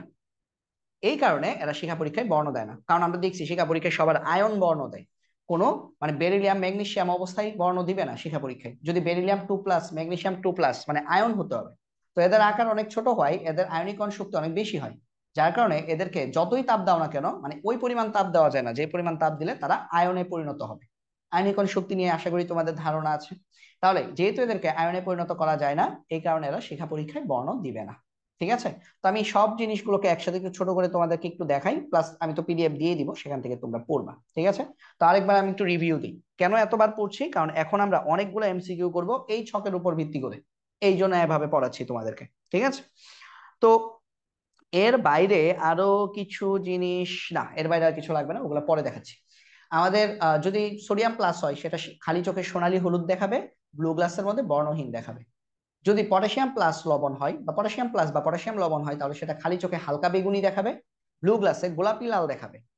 যদি ইটের মতো লাল দেখায় খালি চোখে, আমরা দেখতে পাই ইটের মতো লাল ধোয়া বা হালকা সবুজ শিখা যদি দেখতে পাই ব্লু গ্লাসে, তাহলে সেটা হচ্ছে ক্যালসিয়াম 2+। যদি খালি চোখে হলুদাভ সবুজ বা আপেলের মতো সবুজ দেখায় আর ব্লু গ্লাস দিয়ে নীলাভ সবুজ দেখায়, তাহলে সেটা হচ্ছে বেরিয়াম 2+। আর বাকি যেগুলো দিছি সেগুলো ব্লু গ্লাস দিয়ে মানে আসে না পরীক্ষায়, দেখাবে কি দেখাবে না বড় কথা না, ওগুলা ব্লু গ্লাস দিয়ে আসে না, ওগুলা শুধু খালি চোখের গুলাই আসে। যে যদি খালি চোখে যদি তুমি নীলাভ সবুজ দেখতে পাও, তাহলে সেটা কপার 2+। যদি খালি চোখে তুমি হালকা নীল দেখতে পাও, তাহলে সেটা লেড 2+। যদি উজ্জ্বল লাল দেখতে পাও, লিথিয়াম আয়ন। যদি লালচে বেগুনি দেখতে পাও, রুবিডিয়াম আয়ন। যদি নীল দেখতে পাও, সিজিয়াম। যদি টকটকে লাল দেখতে পাও, স্ট্রনসিয়াম। আর যদি লাল রঙের দেখতে পাও, রেডিয়াম। আর বেরিলিয়াম আর ম্যাগনেসিয়াম শিখা পরীক্ষায় কোনো বর্ণ তৈরি করে না। কেন? কারণ তাদের আকার ছোট। আকার ছোট হওয়ায় তাদের আয়নীকরণ শক্তি অনেক বেশি, যার কারণে এদেরকে আয়নে পরিণত করা যায় না। যেহেতু আয়নে পরিণত করা যায় না, সেহেতু এদেরকে শিখা পরীক্ষায় এরা কোনো বর্ণ দিবে না। ঠিক আছে? ওকে, এখন আসো আমরা শুরু করি। এখন আমরা একটানে অনেক কিছু পড়ব, এবং আমি মোটামুটি হচ্ছে এই যে এটা পড়ার পরেই আমি হচ্ছে এই ক্লাসটা মানে শিক্ষা পরীক্ষায় বিভিন্ন শিক্ষা পরীক্ষার মাধ্যমে বিভিন্ন ধাতবায়ন শনাক্তকরণ, এতটুক পড়ার পরে আমি হচ্ছে এই পার্টটা শেষ করে দিব। ঠিক আছে? এই পার্টটা শেষ করব, তারপরে আমরা যে পার্ট 3 করব, সেটাতে আমি তোমাদেরকে শুধুমাত্র দ্রাব্যতা গুণফল পড়াবো। ঠিক আছে? দ্রাব্যতা গুণফল এবং দ্রবণে আয়নের উপস্থিতি শনাক্তকরণ, ওটা দিয়ে আমাদের পার্ট 3 হবে। কি কি বললাম? দ্রাব্যতা গুণফল এবং দ্রবণে আয়নের উপস্থিতি শনাক্তকরণ, ওটা দিয়ে আমাদের হবে পার্ট 3। আর পার্ট 4-এ আমরা কি দেখবো? পার্ট 4 আমাদের ছোট হবে, পার্ট 3 পার্ট 4 এগুলো ছোট ছোট হবে। ওগুলাতে আমাদের পার্ট 4-এ আমরা দেখবো এই অধ্যায় থেকে যত ধরনের উচ্চতর দক্ষতামূলক এমসিকিউ আসতে পারে, ওই যে নিচের কোনটি সঠিক, 1 2 1 2 3, এইগুলো তো এগুলোর জন্য আমি আরেকটা আলাদা পার্ট করব। ঠিক আছে? তো আমরা এইভাবে 4টা পার্টে হচ্ছে আমাদের গুণগত রসায়নের এমসিকিউ শেষ করব। কেন বেশি বেশি পার্ট নিচ্ছি? কারণ এক পার্টে চাইলে করতে পারতাম, মনে করো এখন এইটা করার পর 15-20 মিনিট রেস্ট দিয়ে করতে পারতাম, বাট দরকার নাই। একটা পার্ট শেষ হয়ে যাক, পরে আবার আরেকটা পার্ট শুরু করবো। ঠিক আছে? প্যারা নেই, প্যারা নেওয়ার দরকার নেই, বারবার বেশি বেশি পার্ট হোক ক্ষতি নেই। যে পড়বা, যে ফলো করবা, যে কিনা ক্লাসগুলো ফলো করবা, তুমি ইউটিউব চ্যানেলে সবগুলো ক্লাস পাবা, প্লে লিস্টে পাবা, তাই না? আমাদের এইচএসসি, আমাদের ফিজিক্সের জন্য আমি ফিজিক্স প্লে লিস্ট তৈরি করেছি ওয়ান শটে, আবার কেমিস্ট্রির জন্য কেমিস্ট্রির ওয়ান শটে প্লে লিস্ট তৈরি করেছি। তো সেখানে গেলেই তুমি কিন্তু সবগুলো ক্লাস পেয়ে যাবে। ইউটিউব চ্যানেল সাবস্ক্রাইব করে রাখবা, তাহলে যখন যে ক্লাসটা আপলোড করবো তোমার কাছে সবার আগে চলে যাবে। ঠিক আছে? ওকে। শিখা পরীক্ষায় কোন মৌলটি বর্ণ দেখায়? বেরিলিয়াম আর ম্যাগনেসিয়াম দেখাবে না। ভাইয়া জিঙ্ক শিখা পরীক্ষায় বর্ণ দেখায় না কেন বলতো? কারণ জিঙ্ক জিঙ্ক কিন্তু অবস্থান্তর মৌল না, জানো তো? জিঙ্ক, তারপর স্ক্যান্ডিয়াম, জিঙ্ক, স্ক্যান্ডিয়াম, এরা কিন্তু অবস্থান্তর মৌল না, অবস্থান্তর মৌল নয়। তাই এরা কিন্তু আমাদের শিখা পরীক্ষায় বর্ণ দেখাবে না, অবস্থান্তর মৌল নয়। তাহলে শিখা পরীক্ষায় বর্ণ কে দেখায়? পটাশিয়াম। একটু আগে পড়লাম না, পটাশিয়াম কিরকম বর্ণ দেখায়? ভাই খালি চোখে আমরা যদি দেখি পটাশিয়ামকে, খালি চোখে কিরকম দেখবো? হালকা বেগুনি দেখবো। আর ব্লু গ্লাসের মধ্য দিয়ে গোলাপি লাল দেখবো। ঠিক আছে? খালি চোখে হালকা বেগুনি, আর ব্লু গ্লাসের মধ্য দিয়ে গোলাপি লাল। ওকে, তারপরে আসো, নিচের কোন ধাতু শিখা পরীক্ষায় হলুদাভ সবুজ বর্ণ দেখায়? মনে আছে? হলুদাভ সবুজ বা আপেলের মতো সবুজ, বেরিয়াম। হলুদাভ সবুজ বা আপেলের মতো সবুজ হচ্ছে আমাদের বেরিয়াম। ওকে, হলুদাভ সবুজের আরেকটা নাম কি? এটার আরেকটা নিয়ম হচ্ছে কি, আরেকটা নাম হচ্ছে আপেলের মতো সবুজ। তো আপেলের মতো সবুজ বললে তোমাদের বেরিয়াম সহজে মনে থাকবে, বাট মনে রাখো আপেলের মতো সবুজের আরেকটা নাম হতে পারে হলুদাভ সবুজ। ঠিক আছে, তারপরে আসো, ক্যালসিয়াম 2+ শিখা পরীক্ষায় কেমন বর্ণ দেখায়? ক্যালসিয়াম 2+ মনে আছে? ইট লাল, ইটের মতো লাল। আর ব্লু গ্লাসের মধ্য দিয়ে দেখলে আমরা কিরকম দেখবো? হালকা সবুজ দেখবো। ঠিক আছে, হালকা সবুজ দেখবো। শিখা পরীক্ষায় ইটের ন্যায় লালচে বর্ণ কে দেখায়? ক্যালসিয়াম দেখায়। কোন ধাতুটি শিখা পরীক্ষায় সোনালী হলুদ বর্ণ প্রদর্শন করে? সোডিয়াম। শিখা পরীক্ষায় নিচের কোন আয়নটি বেগুনি বর্ণ দেখায়? মনে আছে? পটাশিয়াম+, হালকা বেগুনি বা বেগুনি বর্ণ দেখায়। শিখা পরীক্ষায় পটাশিয়াম+ আয়নের বর্ণ কিরূপ? বেগুনি। ঠিক আছে, নীল কে দেখায় বলতো? সিজিয়াম। সোনালী হলুদ সোডিয়াম। লাল কে দেখায়? মনে আছে? রেডিয়াম। ঠিক আছে, নীল কে দেখাবে? সিজিয়াম। সোনালী হলুদ কে দেখাবে? সোডিয়াম। লাল কে দেখাবে? রেডিয়াম। এগুলো কিন্তু লিখে দিয়েছিলাম, তো ভাইয়ার মনে থাকলে তোমাদের কেন মনে থাকবে না? অবশ্যই মনে থাকবে। তারপর সোডিয়াম+ আয়নের ক্ষেত্রে ব্লু গ্লাস দিয়ে যদি দেখো বর্ণহীন দেখায়। সোনালী হলুদ কিভাবে দেখায়? খালি চোখে দেখলে। ঠিক আছে, তারপরে আসো, তারপরে আমরা যদি দেখি তাহলে দেখছো ঠাস ঠাস করে কিন্তু শেষ করে ফেললাম। শিখা পরীক্ষায় কোন আয়নের বর্ণ? কোবাল্ট কাচ। কোবাল্ট কাচ মানে কি? কোবাল্ট কাচ মানে হচ্ছে ব্লু গ্লাস। বলছিলাম আমি, ব্লু গ্লাসের আরেক নাম কি? কোবাল্টের কাচ। তাহলে কোবাল্ট কাচ দিয়ে দেখলে হালকা সবুজ দেখাবে কোনটা? হালকা সবুজ যেটাকে খালি চোখে ইটের মতো লাল দেখায়, ক্যালসিয়াম 2+, সেটাকে কোবাল্ট কাচের মধ্য দিয়ে হালকা সবুজ দেখায়। ওই যে পিডিএফটা পড়াই দিছি, এই যে এইটা, এই যে এইটা, এই যে এই পৃষ্ঠাটা, এই যে দেখো এই পৃষ্ঠাটা যদি মনে মাথায় থাকে তাহলে এই ধরনের সব ধরনের এমসিকিউ তোমরা আনসার করতে পারবে। ঠিক আছে, তারপরে আসো, নিচের কোনটি শিখা পরীক্ষায় বেগুনি বর্ণ দেখায়? পটাশিয়াম+ বেগুনি বর্ণ দেখায়। খালি চোখে কোনটাকে নীলাভ সবুজ দেখা যাবে? নীলাভ সবুজ মনে আছে? কপার 2+। লেড 2+ কি কি দেখাইতো? হালকা নীল। ঠিক আছে, লেড 2+ হালকা নীল। পটাশিয়াম+ কি? আমাদের বেগুনি, হালকা বেগুনি। পটাশিয়াম+ হালকা বেগুনি। আর প্যালাডিয়াম 2+, এটা আমরা পড়ি নাই, এটা আমাদের পড়ার দরকার নাই। প্যালাডিয়াম 2+ আমাদের নাই, শেষ। তারপর শিখা পরীক্ষায় বর্ণ দেয় না কে কে? বেরিলিয়াম ম্যাগনেসিয়াম শিখা পরীক্ষায় বর্ণ দেয় না। তারপর আসো, নিচের কোনটি রক্তের ন্যায় লাল দ্রবণের সংকেত? আচ্ছা, এটা একটু মাথায় রাখতে হবে, দুইটা জিনিস লিখে দিচ্ছি, একটু মনে রাখো। হ্যাঁ, FeCnS3, এটা হচ্ছে ফেরিক থায়োসায়ানেট। এটা আমাদের শিক্ষা পরীক্ষায় এটা আমাদের কিরকম বর্ণ দেয়? এটা রক্ত লাল বর্ণ দেয়, রক্ত লাল। এটা রক্ত লাল বর্ণ তৈরি করে। এটা নাম কি? ফেরিক। এই যে 3 আছে এই জন্য ফেরিক, ফেরিক থায়োসায়ানেট লিখে রাখো। Ferric thio thiocyanate. আর আরেকটা লিখে রাখো, ফেরাস থায়োসায়ানেট, FeCnS2। এইটা আমাদের বর্ণহীন, এটার বর্ণ নাই, এটার বর্ণহীন। এটার নাম কি? ফেরাস। উপরটা হচ্ছে ফেরিক, ফেরিক থায়োসায়ানেট, নিচেরটা কি? Ferrous thiocyanate. তাহলে কোনটি লাল, রক্তের ন্যায় লাল দ্রবণের সংকেত? FeCnS3। ঠিক আছে, এই দুইটা একটু মাথায় রাখো। FeCnS3, কারণ কি যশোর বোর্ড 21-এ কিন্তু আসছে। FeCnS3 রক্ত লাল বর্ণ দেয়, আর FeCnS2 বর্ণহীন, এটা কোনো বর্ণ হয় না। শিখা পরীক্ষায় কোনটি ব্যবহার করা হয়? শিখা পরীক্ষায় কোনটি ব্যবহার করা হয়? মনে রাখবা, গাঢ় হাইড্রোক্লোরিক অ্যাসিড ব্যবহার করা হয়। শিখা পরীক্ষায় গাঢ় হাইড্রোক্লোরিক অ্যাসিড ব্যবহার করা হয়। ঠিক আছে, কোনটি শিখা পরীক্ষা দেয় না? বেরিলিয়াম ম্যাগনেসিয়াম, এরা শিখা পরীক্ষা দেয় না। তারপর, অজৈব দ্রবণের ক্ষারীয় বিশ্লেষণে কোন শিখা ব্যবহৃত হয়? এটা আমাদের মনে রাখতে হবে একটু। হ্যাঁ, অনুজ্জ্বল শিখা ব্যবহার করা হয়। অজৈব দ্রবণের ক্ষারীয় বিশ্লেষণে আমাদের অনুজ্জ্বল শিখা ব্যবহার করা হয়। অনুজ্জ্বলের আরেক নাম কি? জারণ শিখা। অনেক সময় যদি প্রশ্নে যদি অনুজ্জ্বল না এসে যদি জারণ শিখা আসে, তাহলে সঠিক উত্তর হচ্ছে জারণ শিখা ব্যবহার করা হয়। ঠিক আছে, অজৈব দ্রবণের ক্ষারীয় বিশ্লেষণে অনুজ্জ্বল শিখা অথবা জারণ শিখা ব্যবহৃত হয়। ওকে, আচ্ছা। তো এরই সাথে সাথে আমাদের কিন্তু শেষ হয়ে গেল আমাদের মোটামুটি আজকের যে পার্ট 2, এটা আমরা শেষ করে ফেলছি। দেখো আমরা দ্রাব্যতা, দ্রাব্যতার গুণফল, দ্রাব্যতা নীতিতে চলে আসছি। তো এটা আমি আবার তোমাদেরকে পরের পার্টে আমি পড়াবো। তাহলে আমাদের স্লাইড অনুযায়ী আমরা 122 স্লাইড পর্যন্ত পড়েছি। তাহলে এই ক্লাসে আমি টোটাল তোমাদেরকে 47টা স্লাইড পড়িয়েছি। তো 47টা স্লাইডের মধ্যে আমি যদি এমসিকিউ যদি কাউন্ট করি, প্রায় 80 থেকে 90 এমসিকিউ কিন্তু আমরা সলভ করছি। কারণ কোনো কোনো স্লাইডে কিন্তু আমাদের তিনটা চারটা 5টা করে এমসিকিউ ছিল। ঠিক আছে, সব স্লাইডে যে একটা ছিল ব্যাপারটা এরকম না। ওকে, তো আমরা কিন্তু আমাদের পার্ট 2 শেষ করলাম। আমাদের পার্ট 3টা আমরা কি করব? তোমাদেরকে কি বলেছি বলতো? পার্ট 3টা আমরা দ্রাব্যতা, এই পার্টটা পড়বো। এই পার্টটা বেশ বড়, এই পার্টে অনেকগুলো এমসিকিউ আছে। ঠিক আছে, এই পার্টে অনেকগুলো এমসিকিউ আছে। কারণ দেখতে পাচ্ছ 123-এ আসছে, 188 পর্যন্ত পড়তে হবে, আরো 66টা স্লাইড আছে। তো এই 66টা স্লাইড আমরা আর 2 ক্লাসে পড়বো। কিভাবে? আমাদের দ্রাব্যতা, দ্রাব্যতার গুণফলের সাথে আমরা আয়ন শনাক্তকরণ একসাথে পড়ে ফেলবো। দুইটা মোস্ট ইম্পর্টেন্ট টপিক আমরা একসাথে পড়বো, একটা পার্টে পড়বো, দ্রাব্যতা, দ্রাব্যতার গুণফল এইটা, আর হচ্ছে আয়ন শনাক্তকরণ। তারপরে ওইটা শেষ, পার্ট 4 আসলে আমরা পার্ট 4 এর মধ্যে আমরা কি পড়বো, পার্ট 4 এর মধ্যে আমরা পড়বো উচ্চতর দক্ষতামূলক এমসিকিউ গুলো পড়বো। ঠিক আছে? তো এই পার্টের জন্য এখন এখন এই মুহূর্তে আমি বিদায় নিচ্ছি। তো ধন্যবাদ সবাইকে। আল্লাহ হাফিজ।